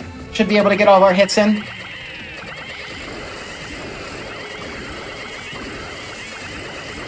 Come on, okay. I'm seeing a chat message real quick from fellow GDQ Hotfix host, Amber Cyphrin, who's hosting the show right after this one, actually. Shout out to Passion Project. They say, I can't believe we've sacrificed a Pikmin. How could you, Brandito? Just one? We've sacrificed quite a few. And there will be more in the future. Actually, this next area we're going to go into, we killed quite a few Pikmin to save time here. So, oh no. I'm so sorry. Especially, I hate killing the winged Pikmin, though. They're so cute. But, you know, speed is speed. Gotta break a few eggs to make an omelet, you know what I mean? Alright. Welcome to Sector 6. The theme here is fire. This level is actually named differently in Europe, too. I forget. It's not called Scorched Earth. It's called something else. But only in the PAL version. Okay, so, obviously the theme here is fire. There's going to be a lot of fire obstacles. But the important thing through all these levels, more than anything, is going to be damage boosting. So, one instance here, I'm going to hold left as I fall. Ah, just barely missed it. I still fell in place, which is good. But if you hold left and turn around right as he's falling, he'll fall into the fire backwards, and then it'll give you a little bit boost to the other direction. But you saw that still, we have through like 2 or 3 of these fires with iframes. So that's going to be important. Ah, I was a little slow there. So we're getting hit by the fire, but that's okay. You can take 1 or 2, you can take an extra hit in this level, but actually the damage here is quite calculated. So only like 1 or 2 extra hits are really allowed before things get dicey for ending strats. Because we're going to skip a lot of red Pikmin move by using red Pikmin just by running through the flames that they would normally extinguish. Alright, this part is all cycles. This guy, you cannot fully make it up here on one cycle. You have to wait for him to shoot the second time. I have lost a lot of time trying to think I could squeak past him, but you can't. Oh, and this might hurt our cycles here. Let's see if we can make it. Oh my... Did you see how close... Oh, how did that happen? Okay, yeah, that was calculated. I meant to do that. Okay. What? I don't believe you. Definitely meant to do that. Alright, anyway, so here's an old friend, the Fiery Bublax. And we're not even gonna fight. I don't think we fight him at...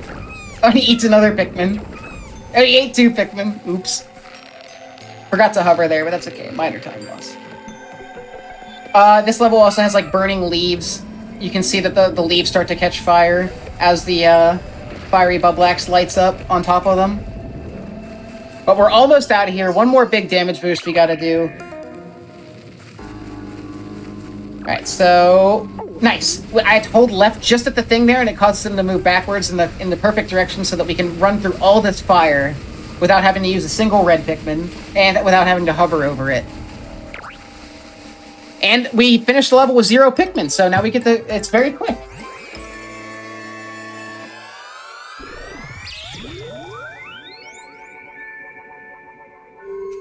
Alright. A lot of fire puzzles to follow in this area.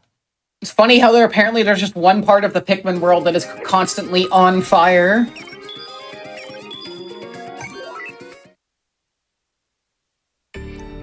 Alright, Lights in the Darkness. This actually it might be the only level without a fire hazard in it. But there's going to be a lot of electric hazards, and this level has some very difficult cycles, enemy cycles we have to make. Because the gimmick of this level, of course, is brings back our friend the glowing plants. But they get powered up differently now. There are certain bugs that when you hit them, they emit electricity, and they move in cycles. Like this. So, towards the end of the level, we're going to need to really move in order to not lose time on bug cycles so that we can make the end of the level. But we need to keep yellow Pikmin with us. They're our good friends through this adventure.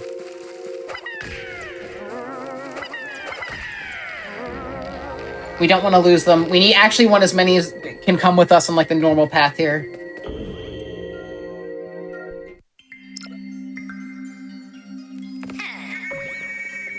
And this is a feature I haven't used much, but there is a map that you can toggle with the R and L button. I'm using that to see the Pikmin I just called, to watch them follow me to make sure that they followed. But you can see all your Pikmin on the map, which helps.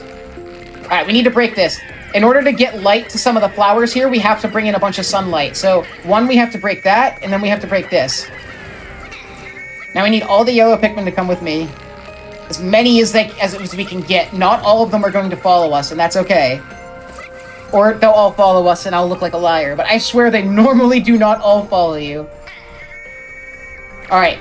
Here's the most important cycle is coming up. Let's see if we made it. Oh! Oh! So close. That's okay. Let's wait, and... You want to hit them there because it causes 2 of them to bloom. Yeah, so slightly slower here, but that's okay. We still made it out alive. It's difficult to make that final cycle RTA. I mostly only am able to hit it at NIL settings.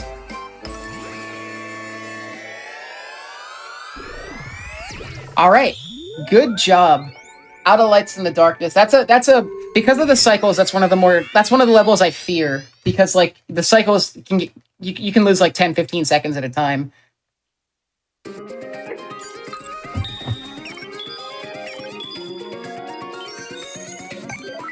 Alright, next level, we got the extra level. Sizzling Precipice. We're going to kill a lot of Pikmin in this level. I'm just warning you guys. Unfortunately, it's going to be much faster to kill them because we need to skip hover movement with the pink Pikmin. So that means we throw them into the fire. I'm sorry, it's just how it is. We also don't want to call them until the first bush is off screen because it'll call way too many Pikmin.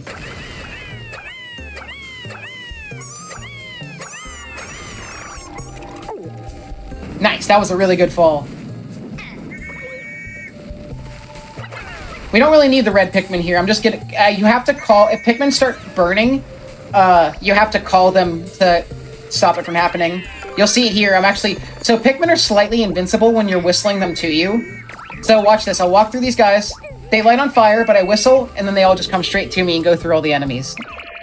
We also don't want to enter that loading zone with any red Pikmin because it triggers a cutscene. So many, you aren't seeing it, but such a big part of this game when you're first playing it is that every time you walk into an area, sometimes there'll be a cute little cutscene where the Pikmin are doing something silly that's related to the area. Oh, I didn't...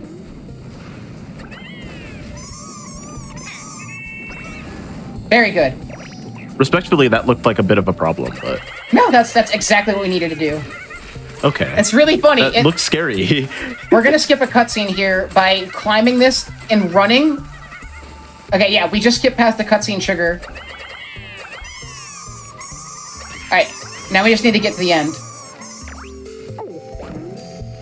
Ah, I didn't turn around. And we're out of here. That's one of the more difficult levels to do optimally because you need to kill the winged Pikmin as fast as you can and keep moving. Also, I just want to mention something that's been happening in chat since you've been on. There have been so many people just coming into chat and just being like Brandino GDQ believers. Their stocks must be paying out right now, like so much. Yeah, I'm happy to have, because I'm in a lot of communities, I'm happy to know a lot of people, make a lot of good friends, and always happy to see them show up to support. It's awesome. One of the reasons I really love speedrunning is the shared sense of community with a ton of people over, like, one game. Like, why did Hey Pikmin introduce me to an entire Discord full of people who I now respect? Like, you know, it just happens that way. It's the way it goes in speedrunning. Who would have thought Hey Pikmin would change somebody's life? Alright, we're going to ignore Pikmin for quite a while here because once again, we've got our good friend Cycles to worry about. And particularly, it's these rocks. I don't know if they insta-kill Olimar or just do damage, and I don't want to find out. Alright, this one in particular that's falling. Can't make any mistakes here. We need to run. See? You just barely miss being crushed if you're fast. Yeah, so that's this level's gimmick. We're going to be skipping quite a few hordes of Pikmin for a while. The return of my favorite game, Hey. Hey. Right now. Actually, we get to not for so long. Ooh. Okay. Oh, okay. So they don't insta kill. Good to know. All right, that messed up another rock cycle, but that's okay. We'll just wait for this one to roll. Normally, you can get past that get up here before that second one rolls, but oh, yeah. Now we just have to wait for this one. Unfortunately, I missed the cycle here because I got hit.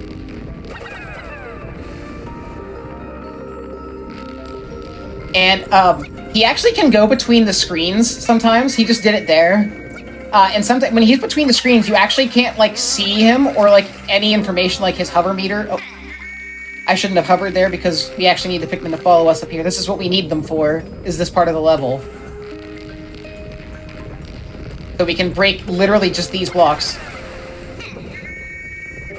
And these crumb bugs. Oh, and say goodbye. And now we're back to 0, and we'll finish this level quickly. That's one of my favorite instances of killing the Pikmin on purpose. We just throw them all down a huge ditch.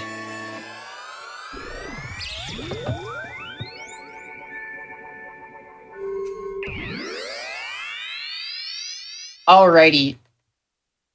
We're moving right along here in Sector 6. Almost out of here. I believe there's Barriers of Flame next. Yep, this is our last level before the boss, Barriers of Flame. This is another level where we are gonna burn a few Pikmin to save a few seconds. Actually, if this goes right, we should like barely have to stop moving to grab the Pikmin. Like, they should follow us, do their job, and then just throw them off a ledge into the fire. Alright, break a block. Alright, we're gonna need all of these guys to stay alive for a second so we can push a block up on this hill. One thing about pushing blocks is you ideally, like, it's gonna be faster to throw the Pikmin into it if you can, but if you're not, you know, obviously you need to just run up to it eventually. You can run up to it and all the Pikmin will follow you, but they don't always grab the block really fast. And if you whistle near the block, they'll just, like, run helplessly for a second. So, it sounds silly, but there's slightly, you gotta think when you're approaching the blocks about how you want to push it. Alright, so we just killed all the Pikmin. Yeah, they're all dead now. And we want to spawn some yellows from a bush that's to my left. You can't even see it, but they're following us. You can see it on the top map here. So we just needed 4 yellow Pikmin to follow us up here so that we can push a block to kill an enemy. Like I said before, you need a minimum of 4 Pikmin to push a block.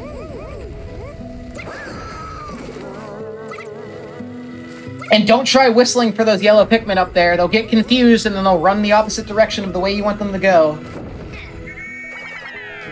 Yes, Pikmin AI, my beloved. Speaking of things that are beloved, let's we gotta burn a few Pikmin here and save a few seconds. All right, see you guys. Thanks. I don't love that. My beloved. It's so callous, right? Like, he throws them in and then hovers safely over them. But hey, it saves us a few seconds in this level, so it's all worth it in the end. If you insist. It's fine. You're the speedrunner, I'm just the host. I have to believe you, but I don't feel bad Blazing about it. Winds. This is one of the more difficult bosses to 3-cycle, just because later cycles move very quickly, and you need to be ready to hit him. So this boss is not unique to this game. It's a very old friend that we've been seeing in some of these levels, but just a giant version of him. It is the fiery blowhog, but like a giant version of it. So big, he takes up 2 screens. So we need to immediately, he's going to do the suction attack. You need to throw a bomb rock into his mouth so that it explodes. And then he's going to fall over the ledge, so you have to start throwing Pikmin as fast as you can. And that's going to be the main gist of the fight. So now he's going to, when he jumps, he's going to summon rocks that fall randomly. And now he's going to shoot us. He's going to shoot 3 shots, and then he's going to do the suction attack again. We need to hurry up and go grab a bomb before he does the suction attack. Yeah. And he does it less and less time each cycle, so you gotta be ready with the bomb. You don't want to grab it early, though, because I've had that cause problems in the past.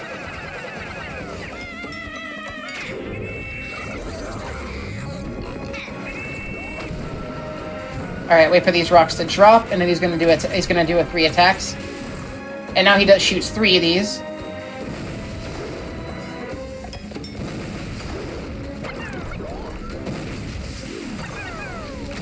Cool. All right, we got the 3-cycle. It's more difficult than it looks. You have to be. That took a while to get good at. You have to be ready. And he actually crushes Olimar for a second, like you get knocked back from the boss falling. But we're out of there. And that's World 6 complete. There's 8 worlds total. We've only got 2 left, and the final boss after. That's 3/4 of the way done already. Yeah. Even though this game's pretty long, it's moved so fast. Like, yeah, I can't even believe it's been however long it's been. Each world is 6 quick levels. Each level is like, I feel like they're unique enough. They have their own gimmicks. They all relatively identify themselves. So it's like, yeah, feels like the game moves right along. Oh, I hit the logs button. Beautiful. That's silly. Any loggers in the stream? All right. Next up. So we did the fire world. Now let's do the ice world. All right, Snowfall Field. The gimmicks in this area are all over the place, quite honestly. There's a bunch of them. The first one is gonna be, this level is another one of those ones that's somewhat difficult to do optimally because of enemy RNG and some of the things the Pikmin like to do. But in this level, we're gonna gather a lot of Pikmin. And it's all going to be rock Pikmin to break these crystals. So the reason we want a lot is that we're going to have to build a staircase later, and we want as many rock Pikmin as we can get for that. And you see those enemies there, they're called slurkers. But they have like big long tongues that shoot down at you, and you got to be careful because they'll pick up a Pikmin, or they'll hit Olimar and knock you backwards. And they're random, so sometimes they're attacking you and sometimes they aren't. So you really gotta be careful. Gotta keep these guys close to you. There's a bunch of enemies that like to get stragglers here. At least 1 rock Pikmin is about to die. Oh, wow! So that guy that just swept across us usually kills a rock Pikmin, but it didn't happen. Alright, this is the part where the luring slurkers are annoying because we have to wait for... You know, they need to build the bridge and they're trying to eat them.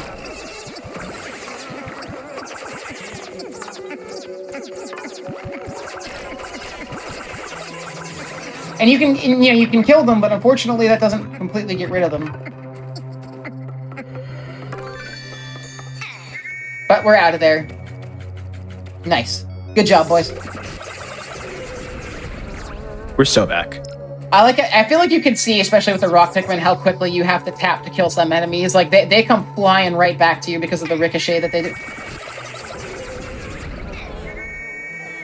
But I'm mashing it. Oh, actually, didn't want to do that because we still need blokes.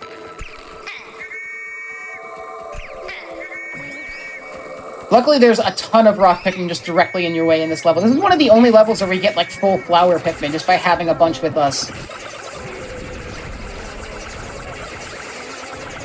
Alright, I gotta break this. Nice. Only time you have to break a barrier like that in the whole game, I'm pretty sure. It's really weird how it's like that. Alright, we're at the end here. We just need to slide down these hills. Make sure you're facing the direction of the hill you're sliding down, or Olimar will, like, kind of run against the hill, and it'll be slightly slower. Made that mistake before. That's the first level in Snowfall Field, though. Freezing Wasteland. Ugh. One of the longer levels, too, in terms of just, like, you're walking very far.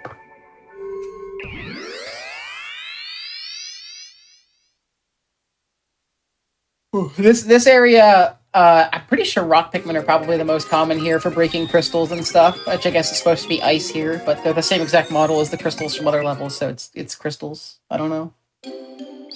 Alright, below the ice, we've got our underground level for this area. One of them, actually there's going to be two.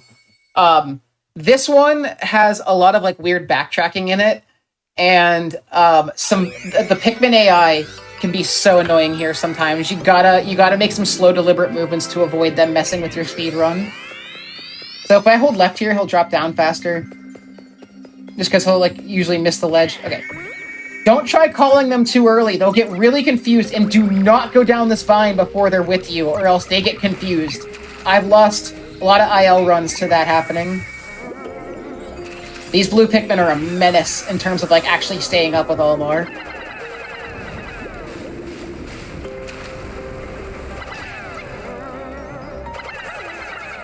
I love the evil blue Pikmin. Alright. They're building a nice little thing for us. We're gonna wait for it to go. And then once one enemy is gonna slam into them. Alright, so from here we actually want to abandon them. We don't need them for the rest of the level. See ya, fellas. Thanks for the help. Because we need to go to our much cooler friends, the rock Pikmin, in order to get to the... We're actually going to be taking the secret exit out of this level, because again, it's way faster than actually taking the normal exit.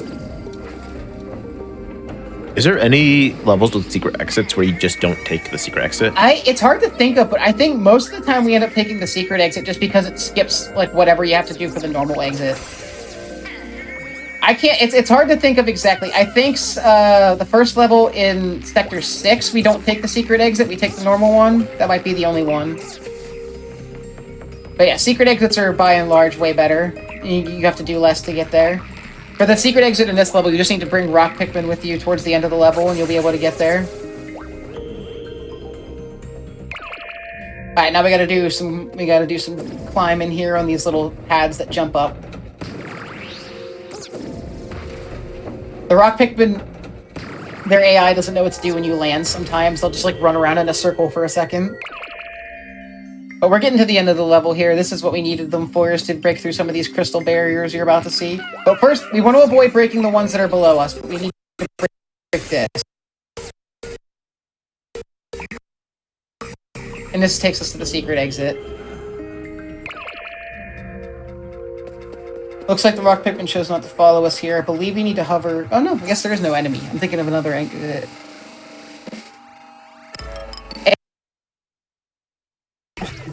Next level is certainly an interesting level, but that's below the ice. That one's... If you're not doing the secret exit, that level is quite long. So thank God for the secret exit there. Any percent chooses to take some of the secret exits, and some chooses to not take some of them as well. So it is it's generally pretty fast to take them. All right, over Wintry Mountains. This level is kind of an auto scroller. You have more control over Olimar than you think you do, but there's still a lot that's out of your control. So this is gonna be funny. We're gonna be, like, snowboarding on a bottle cap, or sledding, I guess. We're sledding on a bottle cap. In front of us, fair warning, there's gonna be a lot of wing Pikmin noises for this level. In front of us is a giant snowball that if we touch is an insta-kill, and we restart the level. There are enemies that'll try to push us into it, but we can't run too far to the edge of the screen or we'll hit the snowball when it starts to show up. So I'm shooting winged Pikmin forward in order to break the snowball up because it makes it smaller and it also pushes it away from you slightly. So that's gonna... The first half of the level is spent with the snowball to your right, which is way more annoying than when it's to your left.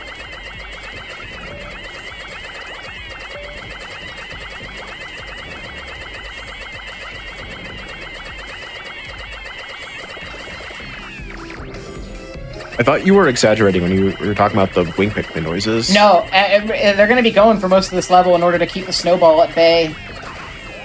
And then, you know, sometimes it's, ooh. See, like, it gets way closer to you really fast, way faster than you think it does.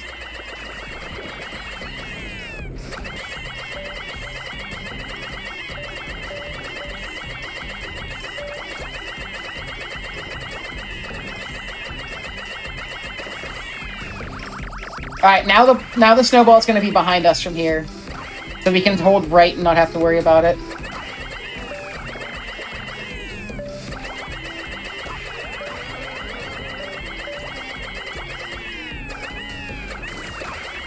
Alright, we're almost out of the level, thankfully, but there's still some ways to go.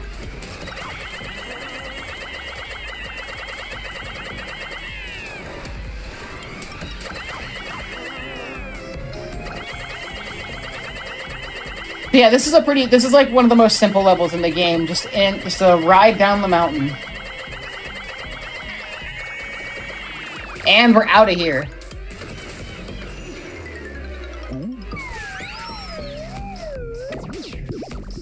And the bottle cap that you're riding on actually becomes the final treasure in the level.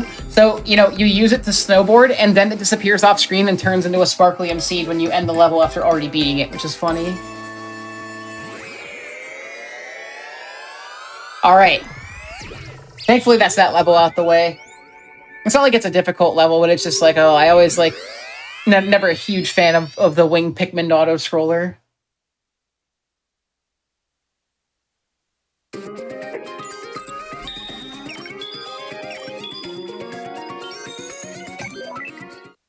Alright, next up is, ironically, a fire level in our ice world called Ordeal of Flame. This is another level with a hazard that is on a global cycle. So we need to move as quickly as we can and repeat a lot of the same movement as much as we can. So first we're going to start, we need to call some Pikmin down off this top ledge up here.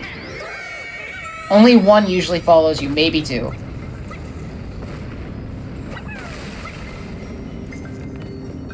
Hey, three's pretty good. Alright, now we wait for these. Alright, gotta get moving. So, the obstacle that is global cycle in this level is obviously these, like, little fire things. You need to be very careful. They have very specific movement. And say goodbye to the Pikmin. We're not going to need them for the rest of the level, pretty much. I don't think we use them at all again. But we just need to run as fast as we can to the end of the level and avoid as many obstacles as we can from here. Although we're going to have to damage boost through a few enemies, like this guy. But actually, this helps, because Olimar's damage frames last so long that you can go up and just run through the second guy. Alright, we're making good time here. Alright, so watch this. We're going to run straight through this guy. It looks like he's about to hit you, but we run straight through him. I hold left there so that Olimar falls backward, which is slightly faster. And that gives us iframes to be able to last through the rest of this section. Just barely, too. I know, it's like so crazy long. Like, it's always slightly longer than I think. Yeah, I know, it's crazy. Alright, we're at the end of the level now. This is the cycle we needed to worry about for the rest of the level. If we moved fast enough, we should be able to make it through these ending flames without them dropping back down on us. You gotta be brave, though. You just gotta, like, hold right and know that you're gonna make it through these frogs. Okay, just barely didn't make it, but that's still really fast. Yeah, cool. Out of here. I'm telling you, minor movement mistakes and you won't make it through that fire. You will get hit once. I know I said this already, but my favorite speed tech, just don't mess up. Just don't mess up. My favorite. Alright. That's 7X. That's our extra stage for this area. And now we're heading to the final level before the boss of this area, which is... It's an interesting one. There's some cool movement tech here, and also some annoying enemies that we're going to have to deal with. But hey, we take it all in stride.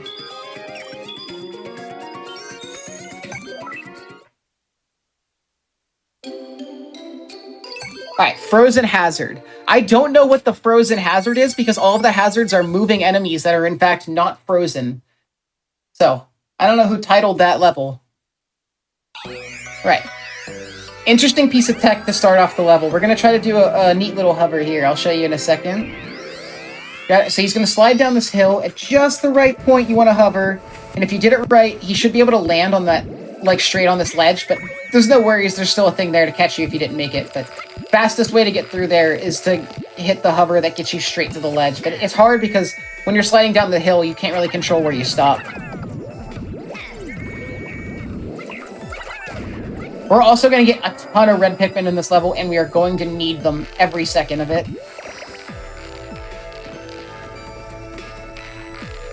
Because of these, like, big moving bouncy guys.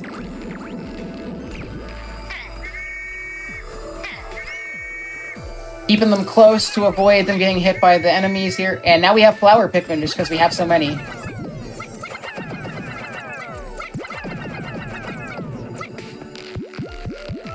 Oh, went the wrong way. Need to go this way.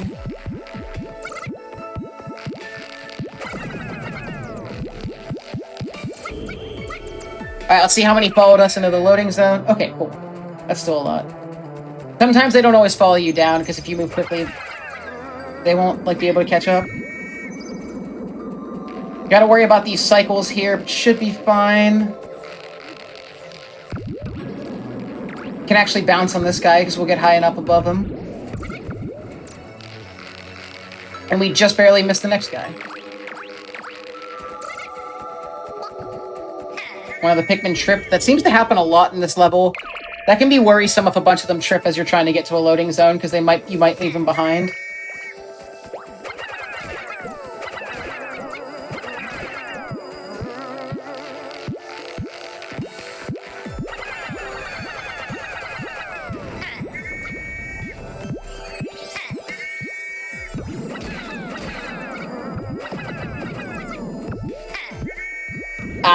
Okay, so the cycle that you want to, like, not a cycle, I guess, but the enemy, you want to hit the enemy right as they get off that ledge so that you can bounce immediately. Sometimes it doesn't work out, but that's okay, we still made it.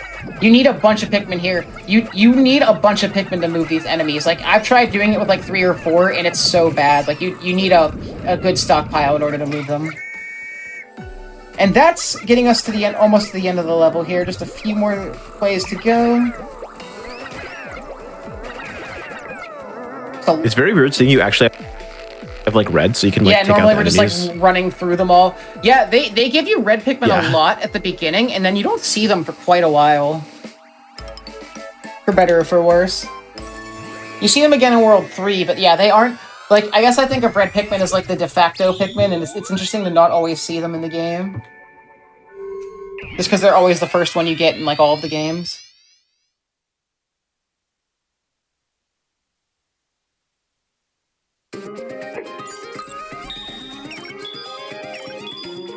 I don't know why I didn't think of that, but yeah, they are just the first ones that you get they're in like games. they're like the Pikachu of Pikmin, you know. Oh, I clicked on the wrong level. That's okay. We'll have to exit out after the opening cutscene. That'll happen sometimes. Because the orientation of all the maps, I get confused for a second and think, oh, the boss is up here because it's that way in another map. So just unfortunately got to watch Olimar drop down for a quick second.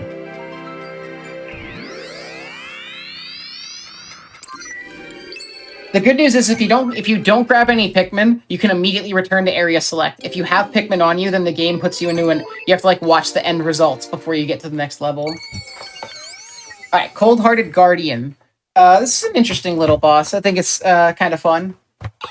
Another one of this reminds me of the Electric Cottonade. It's very, very simple, all things considered. Like, pretty easy to figure out its pattern. This guy is called the Luring Slurker. And it's a giant, like, I don't know, jellyfish with, like, a mouth. And we throw a bunch of Pikmin into his mouth to break him down, and then you put a bunch on his head to do more damage. And then the amount of attacks he does increases per cycle.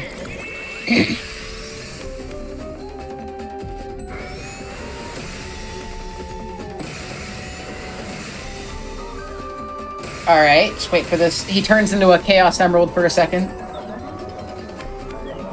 Alright, now we wait. He's going to do an attack. Alright, and now he's going to do his little, like, water drainage thing.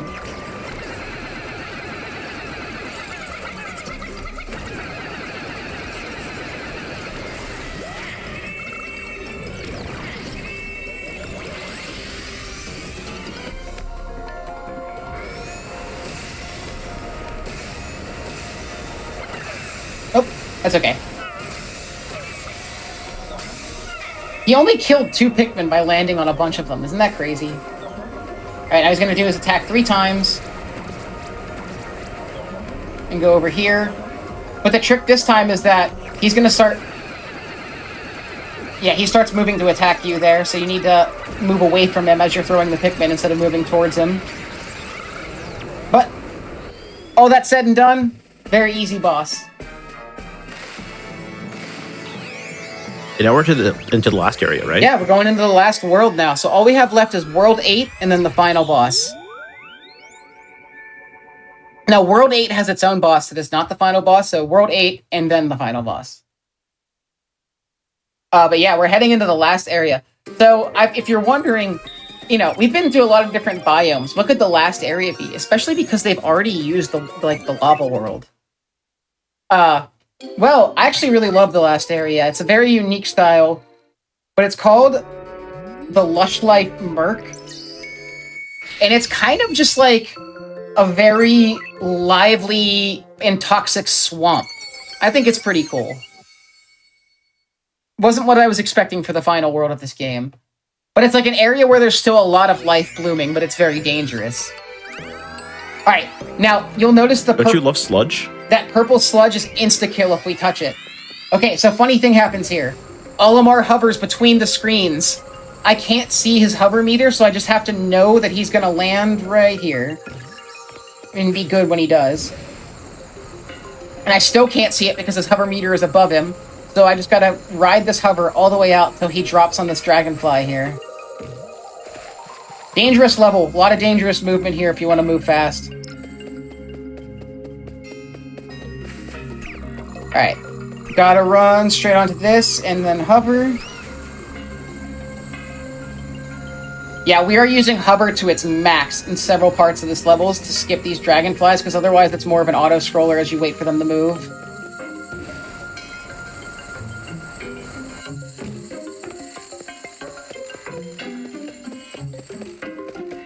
Alright, just a couple more dragonflies we gotta worry about, and then this level gets to the slower section. You'll see what I mean in a second. But there's a lot of really tight movement that you gotta worry about. Then you'll see there's 2 dragonflies descending from the top. That'll be our ride for the rest of the stage. We want to get onto the first one, because that's obviously the closer one to the exit. So, I mentioned earlier that Olimar doesn't, like, when he turns left to right, he can turn on several axes. Like, you can see, like, he turns, like, slightly forward and slightly left. All of that affects the knockback.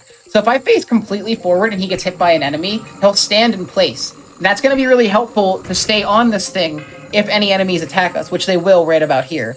But we're kind of just along for the ride on this dragonfly for a minute. This is a slight auto-scroller. So we just, you know, he's just vibing. Look at him go.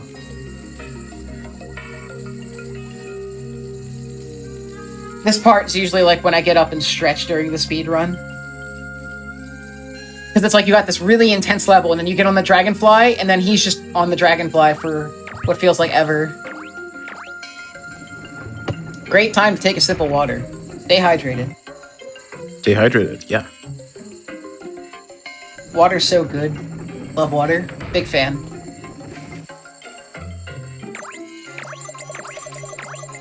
Yeah, if you want to look ahead a little bit, you can see using this to see like where the landmarks are that Olimar's capable of being on. But that hit right there is why I was facing forward, so that he landed like perfectly like up, or whatever you want to call it. And then we're going to be hit by one more set of enemies here towards the end of the level. We're coming up on the end here, but there's these like purple spiky guys. We want to make sure that Olimar is again in a position where knockback won't knock him off the dragonfly. But end of the level's coming. This is one of the only times where you're like all the way on the top screen for an extended period of time. And I can't even see him if I put the map on. You can only see the white block that represents him. But hey, we're out of there. And we didn't use a single Pikmin in that level. My favorite game, hey. Hey. Alright. Not done here, because there is the hardest level in the game is next. It's called Septic Swamp. It is like the boss of the cycle levels. Like, you know, I've always talked about levels having like a bunch of annoying cycles that you have to worry about. This level is like the final boss of the cycles, because there are a lot of very punishing and dangerous cycles we need to make in this level, and there's so much quick movement we need to worry about with the hovers that we need to like immediately cancel so that we're not hovering for too long. Bunch of stuff we need to worry about. So here we go. Welcome to Septic Swamp. This is the hardest level in the game. Alright, so we want... The big gimmick of this level are these like white platforms that sink into the swamp and then sink back out. So we want to make certain times with these so that we're able to run on them as they like lower. And then, okay, there's a backwards damage boost. Make it onto this one because we want to be able to run onto this one. Nice. Yeah, so you want to get them as they're like descending into a staircase. And then you see some rise out of the water to get you, like that one. Now here we need to like let the cycles go. I've tried to speed this up, but the problem is that if you get knocked back by this armored crush plat while the platform behind you is below you, Olimar gets pushed up and then shoved out of bounds where he dies. So, no good there. No good. Alright. You need to hover in place till the thing comes out. Nice. And then hover here so that we can make it up top. Alright, we're gonna take a damage boost here. We take a lot of, like, this level, like, if you take an extra hit, like, you're risking 1 damage towards the end of the level. We take a lot of hits here for speed. Alright, this is the most difficult section of the level coming up. Are these cycles.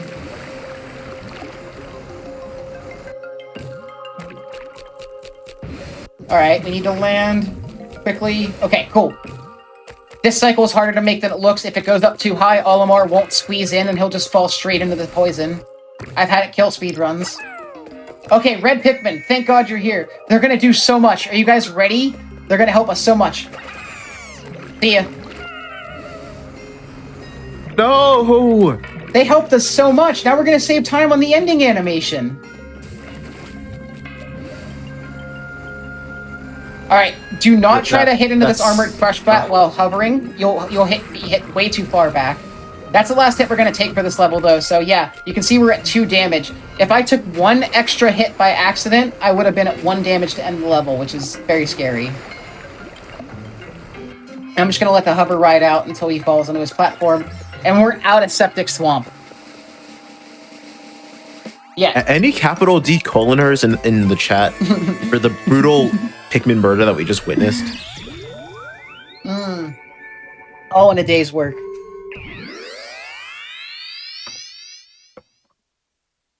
Yeah, I was nervous for that level, because dying at any point in the poison will send you all the way back to the beginning. But you know what? We made it. We're kicking. We've only got a few levels left. We're gonna finish this game, hey Pikmin. I think that's pretty cool. Alright. So, Peculiar Rockfall. This is another slightly dangerous level. There's a lot of easy ways to get Olimar killed if you're not paying attention. And we have to worry about the Pikmin's ability to push rocks, which is never fun, because sometimes they're kind of slow at it. Alright. We're grabbing all the Pikmin we need here. The rock Pikmin like to take their sweet time and hit a wall first. Also, if Pikmin are holding any items, they won't follow you down vines. Okay, so in this level, there are enemies that push blocks against the Pikmin. And then while they're pushing blocks, enemies will try to attack you. So we want to, you know, the less Pikmin that push a block, the slower the block gets pushed. So we want to keep as many of them alive as we can to push the blocks. It's just payback for the last level. Yeah, because now we actually need their help, unfortunately. And sometimes they don't like to push the block as soon as you get up to it. Sometimes they like run around for a second like a chicken with its head cut off. Like right there. Oh, I tried to protect him. Let the record show. I did my best. Alright, cool. We only lost one. That's usually what I'm about to expect to lose.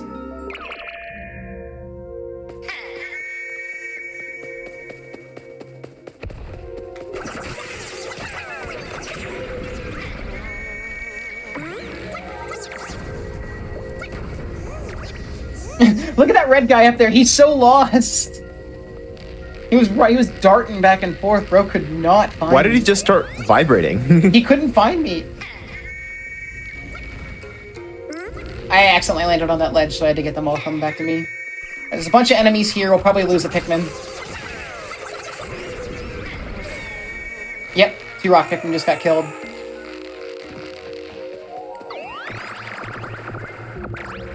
Alright, should be one of the last blocks we need to push.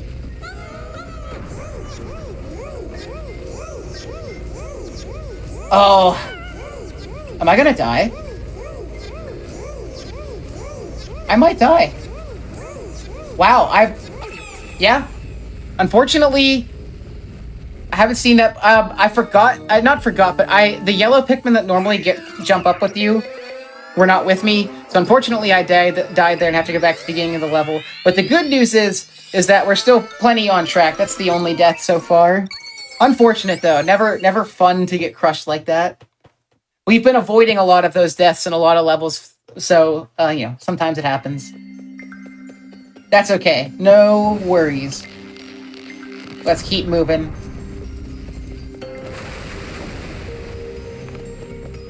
It was so funny. It's like I had to like slowly watch them crush me like I couldn't do anything about it.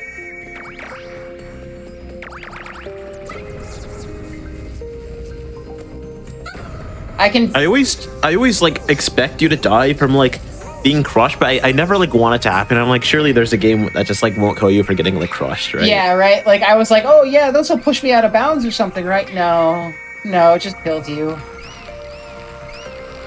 I thought I was smart, but they were expecting me.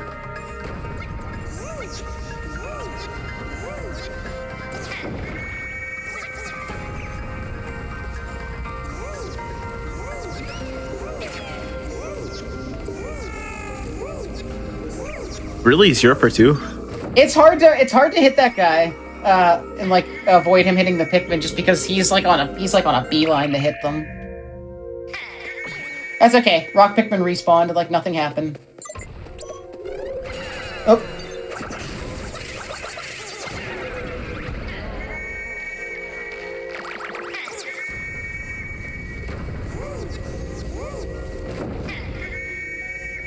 Alright, we're just about back where we were. Make sure we get these yellow Pikmin to come with us this time so that we have some extra.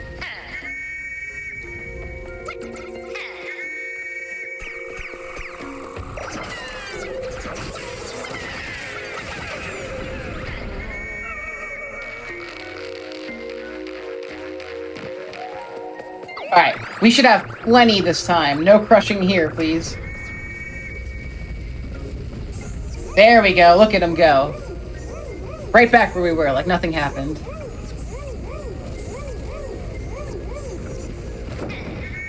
This game is free. Free. Nothing bad ever happens. I have to say, that was like something I've never really seen before, getting like not having enough Pikmin and being crushed there. So that's it's always fun to learn new ways that you can lose the game. So many options, you know?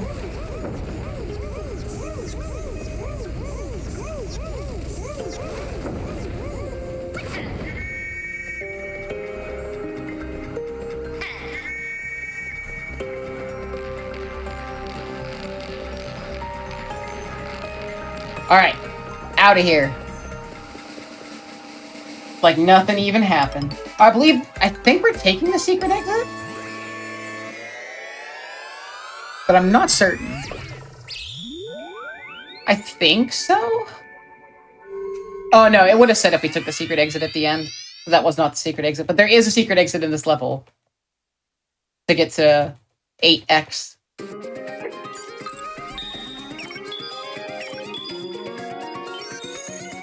Alright, 2 more levels and then 2 more bosses.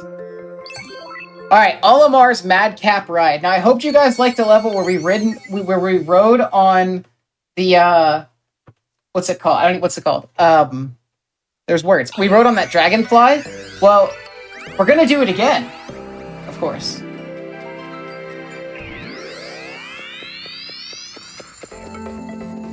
This level has its own unique song, which is really... I like the song.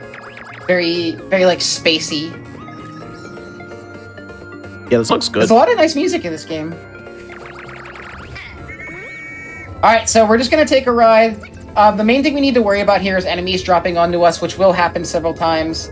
So, we need to keep at least the couple Pikmin with us to avoid having the crumb bugs killing us.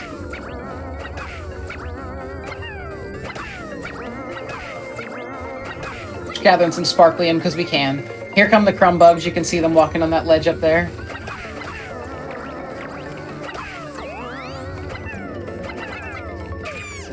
Oops. I missed. There we go. Got him that time.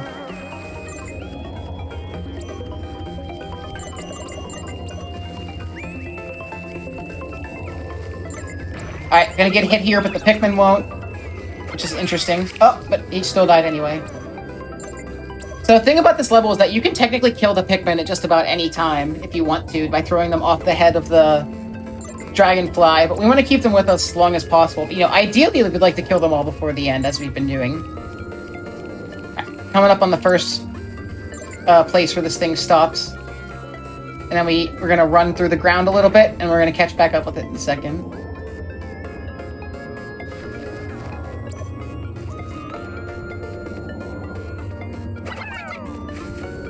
See you guys.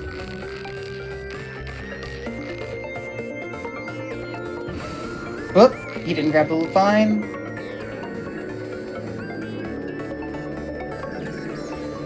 Alright, just heading back to the dragonfly now. Also, that enemy is above us is huge. I think that enemy is in Pikmin 3, but I can't remember. So you see there's swooping snitch bugs on the top screen, but we don't have any Pikmin for them to grab.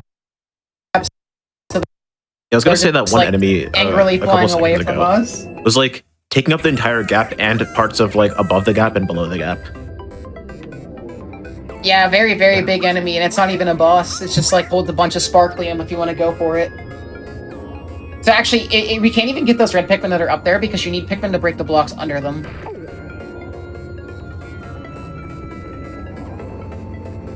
Alright, we're getting to the roller coaster section here. So we're going up and up and up, and then this thing is going to shoot downwards. Well, not shoot, but it's going to move much faster down.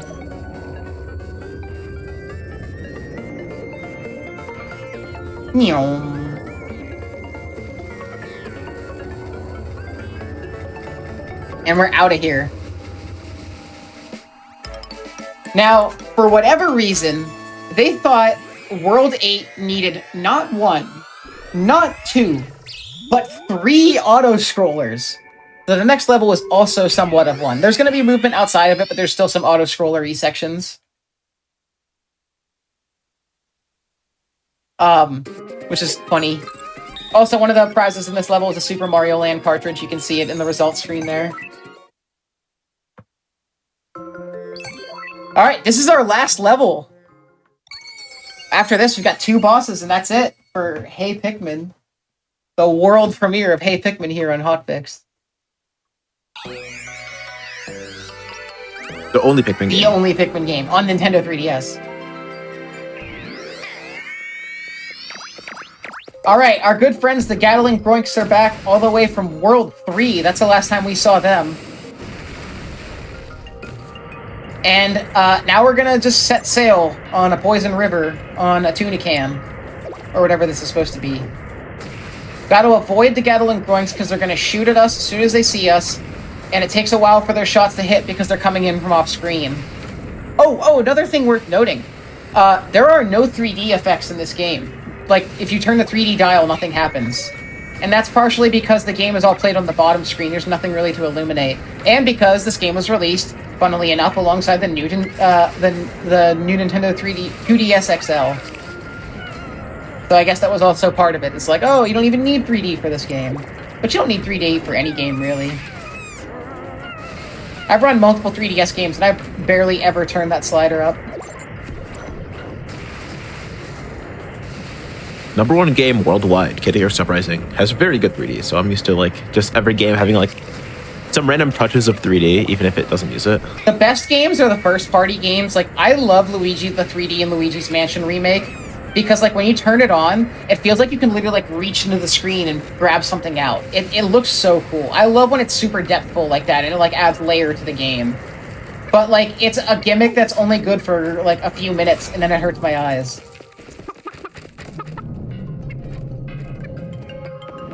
I'm happy that they made the 3D like effect better between like the original DSs and the because the 3DSs. new 3DS XL has like a face tracking technology. I thought I was holding forward there, so we're gonna be a little bit slow on this poison cycle, or it's gonna be perfect. Let's see.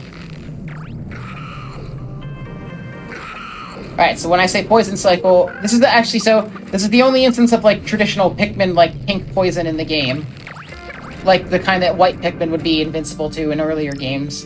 So I guess interesting there. That's the only time poison is a hazard. Whoa! Falling back on.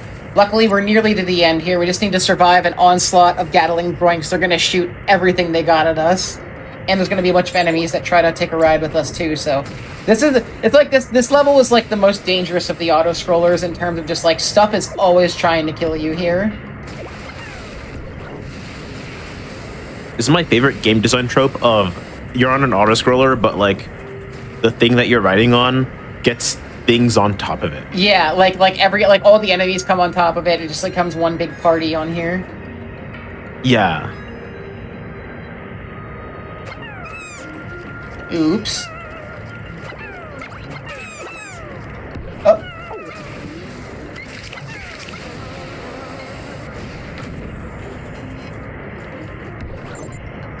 Almost there. This really is not that long of a section. This thing just moves at the speed of, like, half a snail.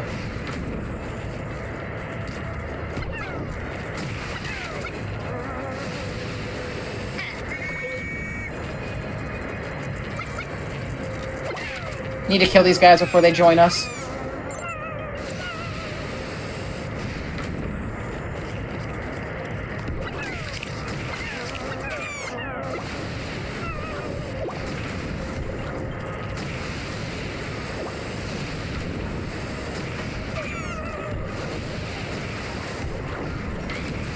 Nice! The Gatling Grunk actually killed that enemy for me.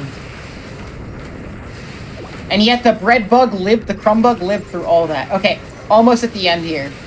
So worth noting, I haven't gotten the final treasure in this level, because in order to get the final treasure, you have to carry a bomb rock through almost the entire level, and then blow it up right at the end. So I still haven't picked up that bishop piece. Imagine trying to keep a... It sounds just awful. I know, imagine trying to keep a bomb rock through all that. I don't think it's at the beginning, but you have to keep a bomb rock through the auto-scroller, which is just not fun. Alright, 2 bosses left, and then we're done. We're so bingo right now. Oh, yeah. Alright, so, the boss of World 8 is a very, very familiar Pikmin boss to everybody. You'll recognize them. It's funny, it's called the Last Lair, and yet there's still another boss after it for some reason. But, you might already know who this is. I'll wait until we get there, but it's our old friend, the Emperor Bublax. And he's huge. So what we need to do is make him eat a rock. It actually can be kind of hard. Position the bomb rock correctly. Alright, wait for him.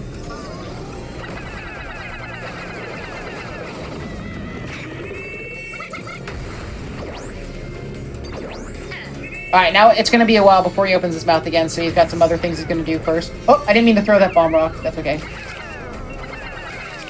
We got time before we grab another one.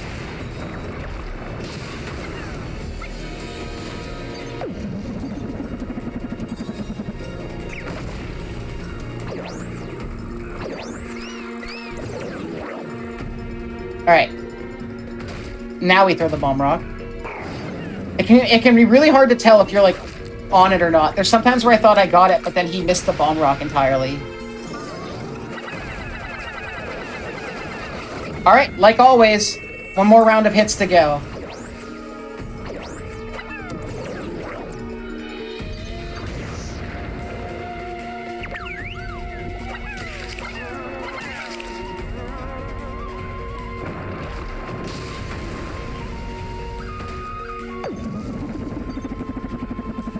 Alright.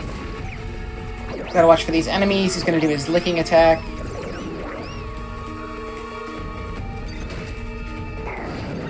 Alright, go, go, go, go, go. I'm surprised he picked that up. That looked like a bad spot.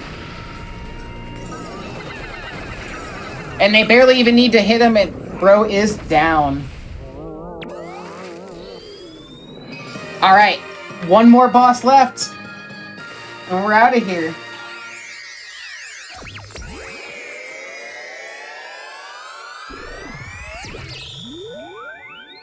Yeah, I can't believe that. Like, we're already like game moves on by. the last level. Alright, final boss is my favorite little eldritch horror that they cooked up for this game. But it's fun. It's a very unique boss. I like how Pikmin games always have some kind of like very like crazy final boss in terms of just like design. Alright, so we go to Sector 9, but there's no actual Sector 9. It just spawns us straight into the final boss. Alright. This boss is called the Berserk Horn Leech. It's like some kind of giant plant-animal hybrid thing that's been taken over by a little slimy slug guy. And he holds the last piece for Olimar to get home, I guess. And here he comes. Very, imposing figure, very large, but pretty simple in terms of attacks. So we gotta avoid the poison. Alright, he's gonna slam himself down, wait for it.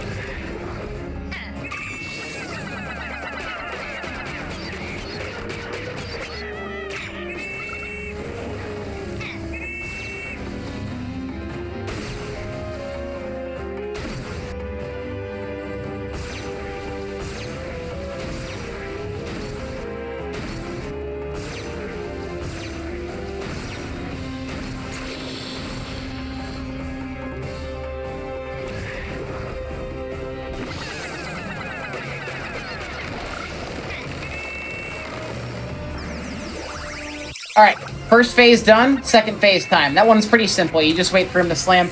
Alright, for this one we smack him in the feet a few times before we get to do our next attack.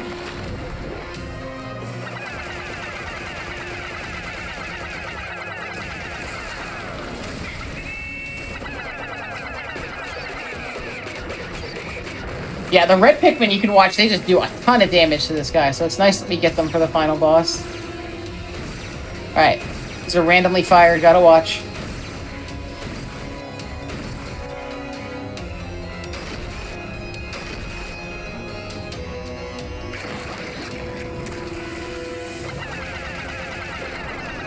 Alright, that's 1 foot. And both of them.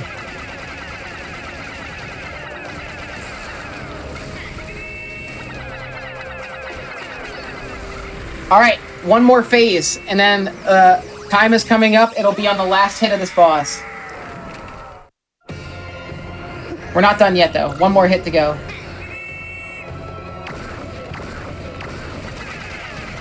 So first we need to attack its body, so that he stops this phase, and then he does this. Like, because that works so well the last couple times. Alright, we took him down to below half.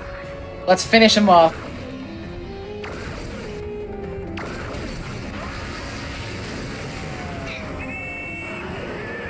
Alright, you need to be careful with this attack. I always lose Pikmin to this. He fires like... Oh. Yeah, he fires like a poison laser. I was a little too early. Okay, cool. We didn't lose any the second time when there's still flower Pikmin, so that's good. Alright. We're gonna knock him down, get one more hit in, and then it's time. So first we need to knock him down. Alright, now he's gonna start doing his lunge.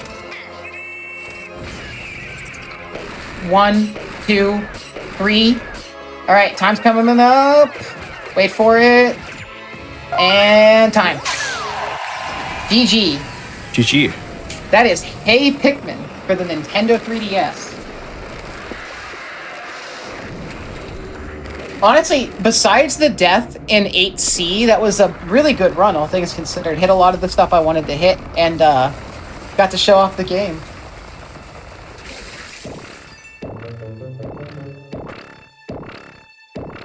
Yeah, I've never seen this game all the way through, and it looks so cool. Yeah. I fell off around halfway through. It's a really fun little game. It's a nice translation of Pikmin into 2D, and it's super unique. Like, we're not going to get this kind of style of game again, so if you get a chance to play it and you like Pikmin, I recommend it.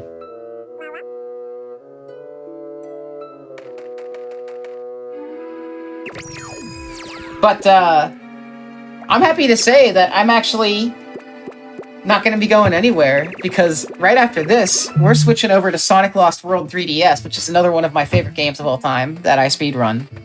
So, I'm excited to bring that to you all here very soon. But, while I'm here, I want to say shout out to the Pikmin's community. Everybody's been super nice. You know, I don't know anybody else that runs this game at the moment, but everybody has been super supportive of having somebody come in and run the game. Everybody's been super nice about it, super chill. Very nice community. I'm very happy to be there. And happy to be out here running Hey Pikmin. I picked up this game over Thanksgiving for fun because I was bored. And then it turned into a speed run. And then I got world record in this category after a couple months of grinding ILs and attempts. So I'm happy to say, yeah, I have the current world record of 220.59 in this category. You should check that out if you get a chance. Follow me on YouTube and Twitch, Brandino59.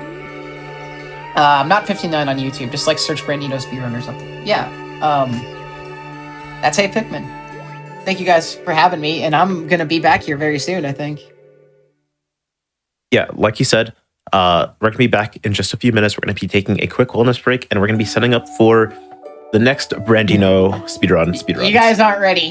You guys are not ready for what this entails. Yeah, it's going to be a great time. We're going to be back in just a few minutes. Get up, go stretch, eat some food, drink some water, all that good stuff. And we'll be back in just a few minutes. Thanks, everyone.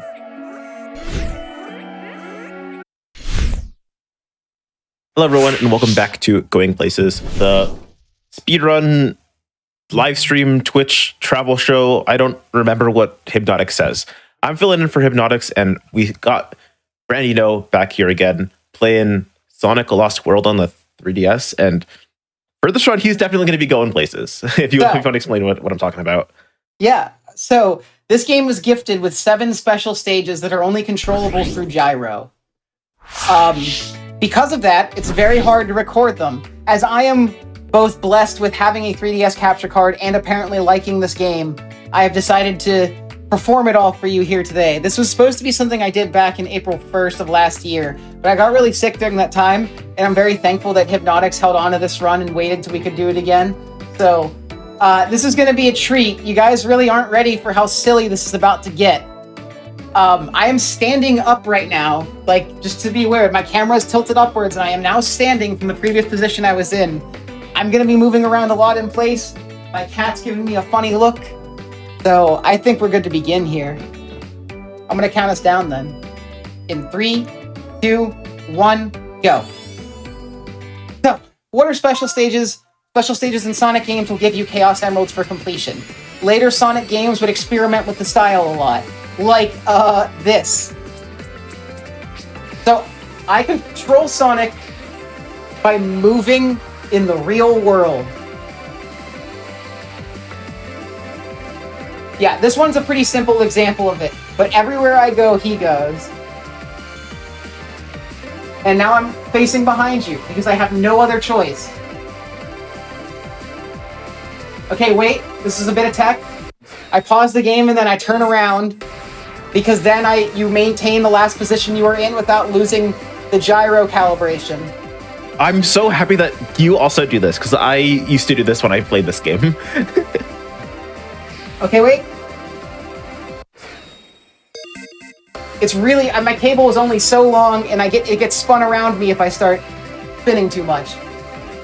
Luckily, this first level's pretty linear, but like who's supposed to play this on the train or something? You know what I mean? Are you really gonna play this in public?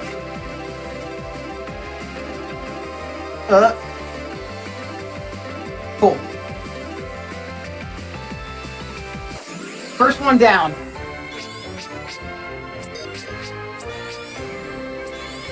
All right, we got 6 more of those, and they're only getting crazier from there. Actually, except for this one. This one's probably this. Even though this is the second one, it's easier than the first. One thing you'll notice about if you collect enough orbs in sequential order, Sonic will get this really big radius to grab a bunch of orbs with. But right now we just grabbed an electric shield, which also will grab a bunch of orbs. But that means we can run through lines like these and get 3 at a time. Need to make a circle here.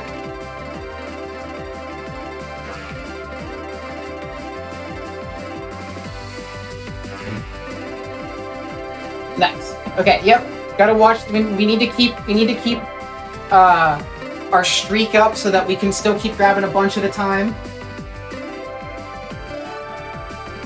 All right. I gotta turn around.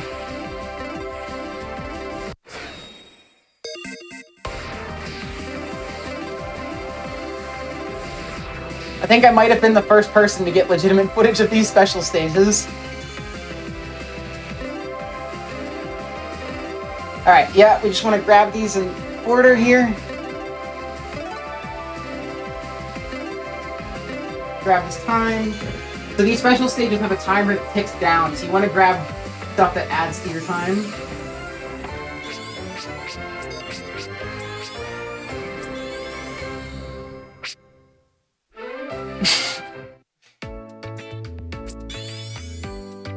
Yeah, That's I just so want to say cool. the cable Like, I've management's never a seen nightmare. I have an anyone extension play cord these. on my capture card cable, and then I also have a very long aux cable. I'm avoiding stepping on them, and they wrap around my legs constantly.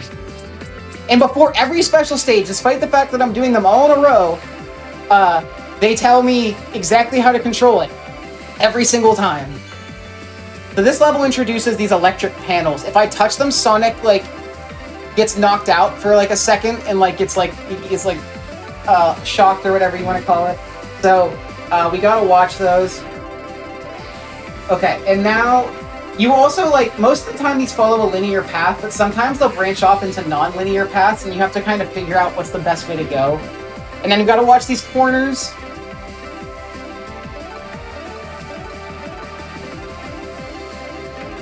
This is tougher than it looks. We're trying to go fast, obviously, but those walls are very easy to hit, and they lose a bunch of time. Doesn't matter as much for these stages, but for later stages, we're gonna start with much less time, so we can make very few mistakes.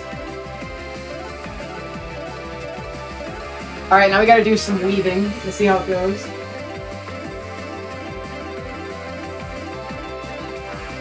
Again, everything is harder than it looks.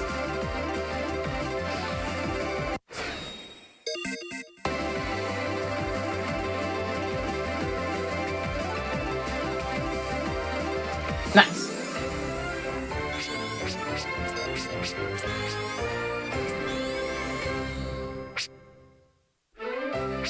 I know we talked about it in the green room a little bit, but it's weird seeing someone else play these because I've played all of these, right?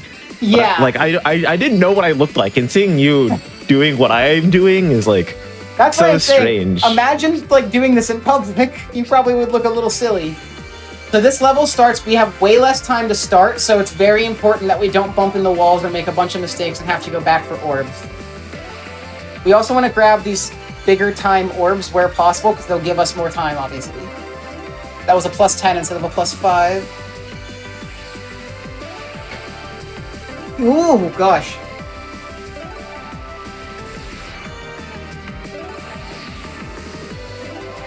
Yeah, I have to keep looking away from you guys to do this.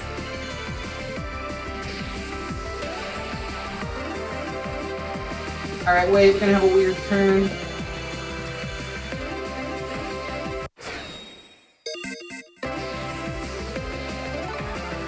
Okay, so this is one of the where the pathing gets non-linear and you kind of have to figure out what's fast here. I don't really know, I just follow the orbs, you know? What else are you supposed to do?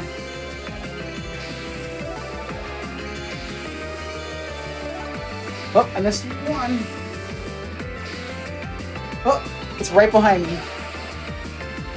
Alright, and here's another part where it like branches non-linearly. You kind of have to figure out where to start.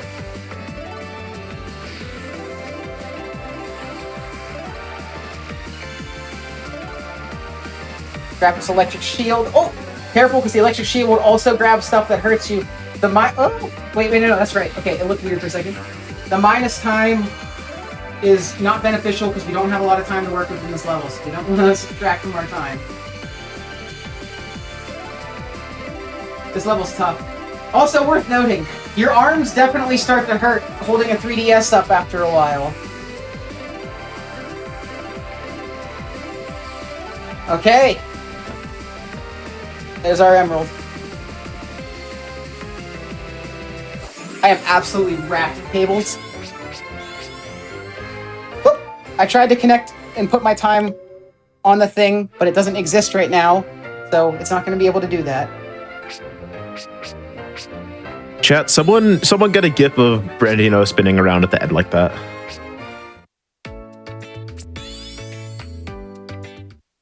Yeah, somebody in chat mentioned this is kind of like having to shout at your Nintendogs. Yeah, it's very similar.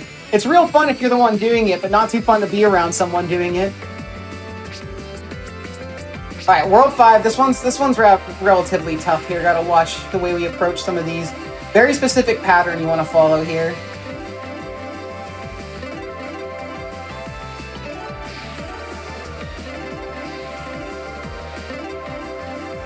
Luckily, it should be known that you don't need the Chaos Emeralds to beat the game at all. Any percent is beaten without the Chaos Emeralds.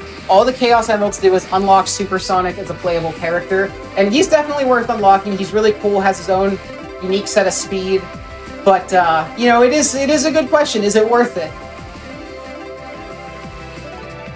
All right, here we want to follow one color at a time. So we want to grab all of the blue links before we move on to the next color. Oh, I'm so turned around.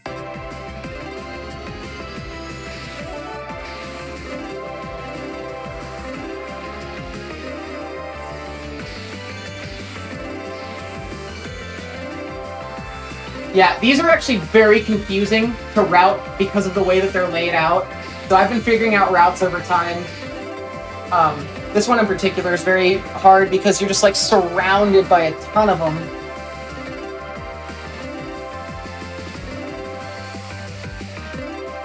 Alright, should be good. Perfect, yeah, exactly where I wanted to be.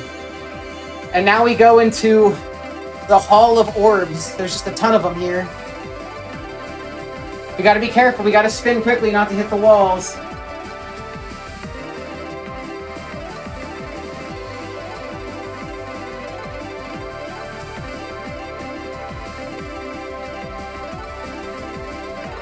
Oh my god, I'm getting so turned around. Hang on. My cables are doing a double wrap.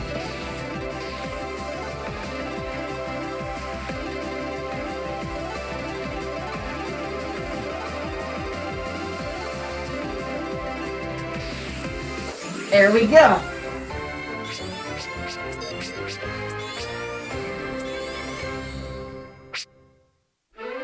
Okay, 2 more left. We're blowing through these. Very exciting stuff here. Oh, my arms. Oh, I hate this one. This one has some really bad turns in it. Like straight 90-degree turns, like stuff I don't know how they expected you to do.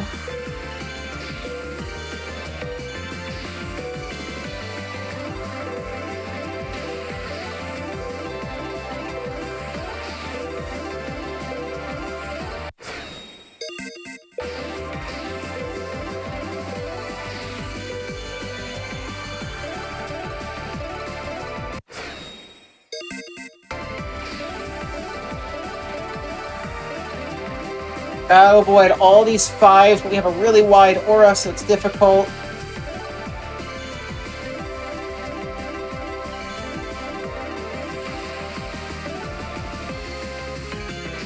Whoop.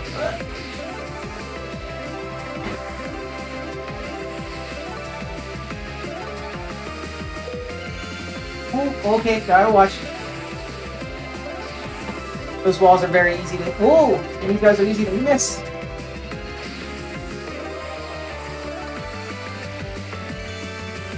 Alright.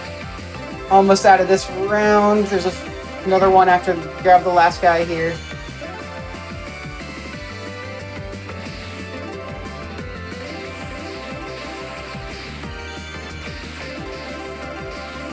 That's tough.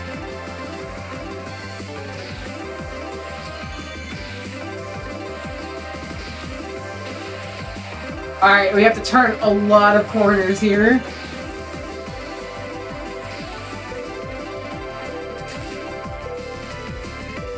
Go, bro.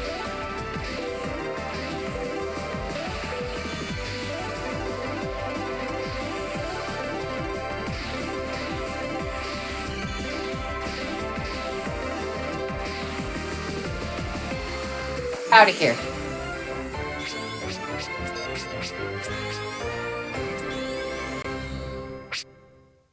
All right, one more special stage left. Time's gonna come up we can grab the emerald at the end of this stage, but this is the longest one and the most difficult.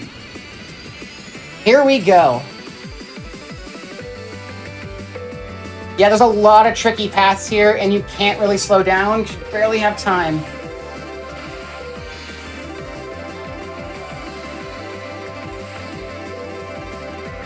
Like, where is Sonic? Like, why is he floating in space? What does it have to do with the rest of the game? I don't know. This is so something lost world, something. We really lost the world here. Yeah, you got there in the end. I couldn't do it.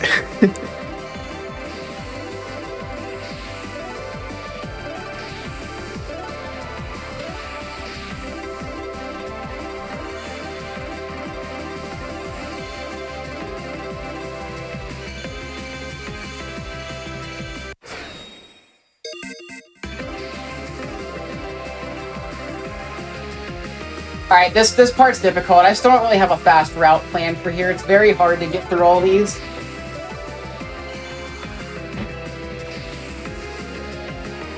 It's better just to kind of cheat here and keep going up above them all to see where the last ones we need are.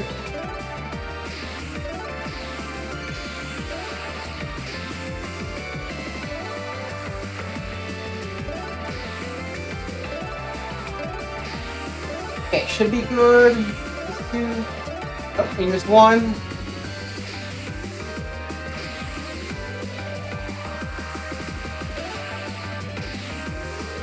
Alright. There's so many phases in this one.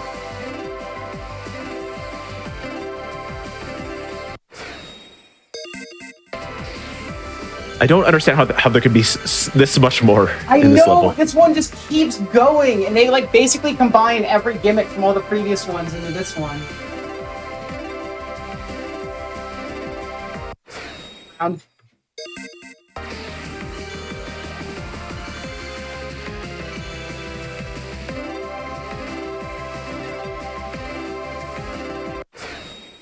These are such tight turns too. Did they want me to be spinning in place? Like...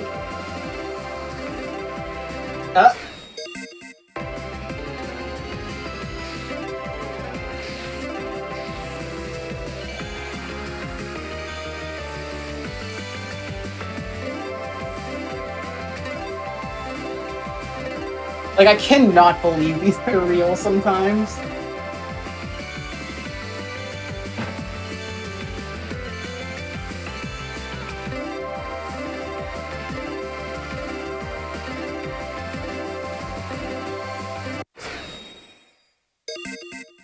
This one just endless turns here. Alright, I think we're gonna start. I think this spawns the last phase here. There's another phase? There's another phase. Because why wouldn't there be? Oh, did I miss that? I miss a guy all the way over here? Oh, there it is. Okay, thank God I saw him in time. Now it's not over. Now this is the last phase. Just grabbing some extra time here.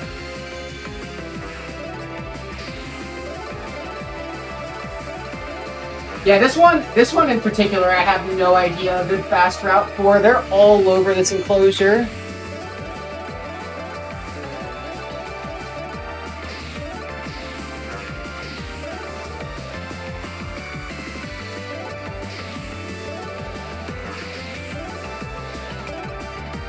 Need 5 blocks.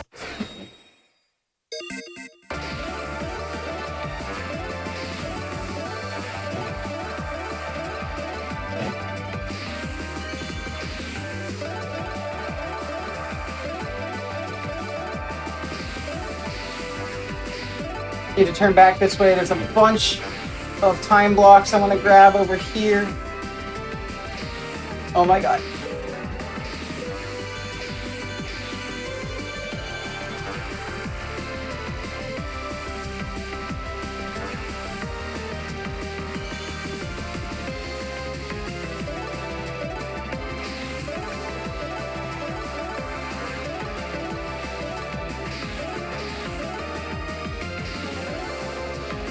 All right, time's coming up when we grab the emerald. Right about time. GG's. GG. My arms hurt. Need to put the 3DS down. Twitch chat, I better see you clapping that up right now. That was impressive. If you've never played those levels, you absolutely should try it. Not so good on the wrist, but it's fun. Yeah.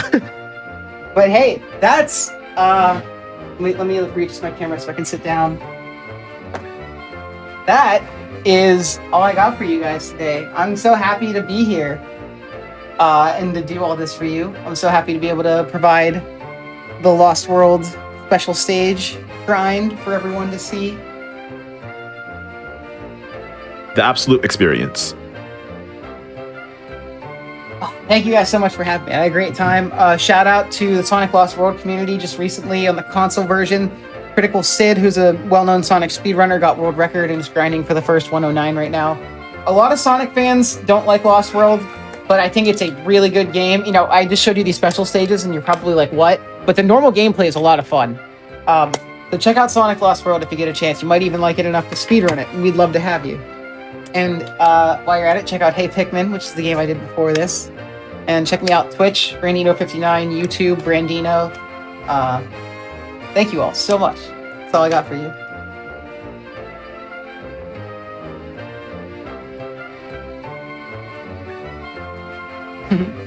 Trains at the station.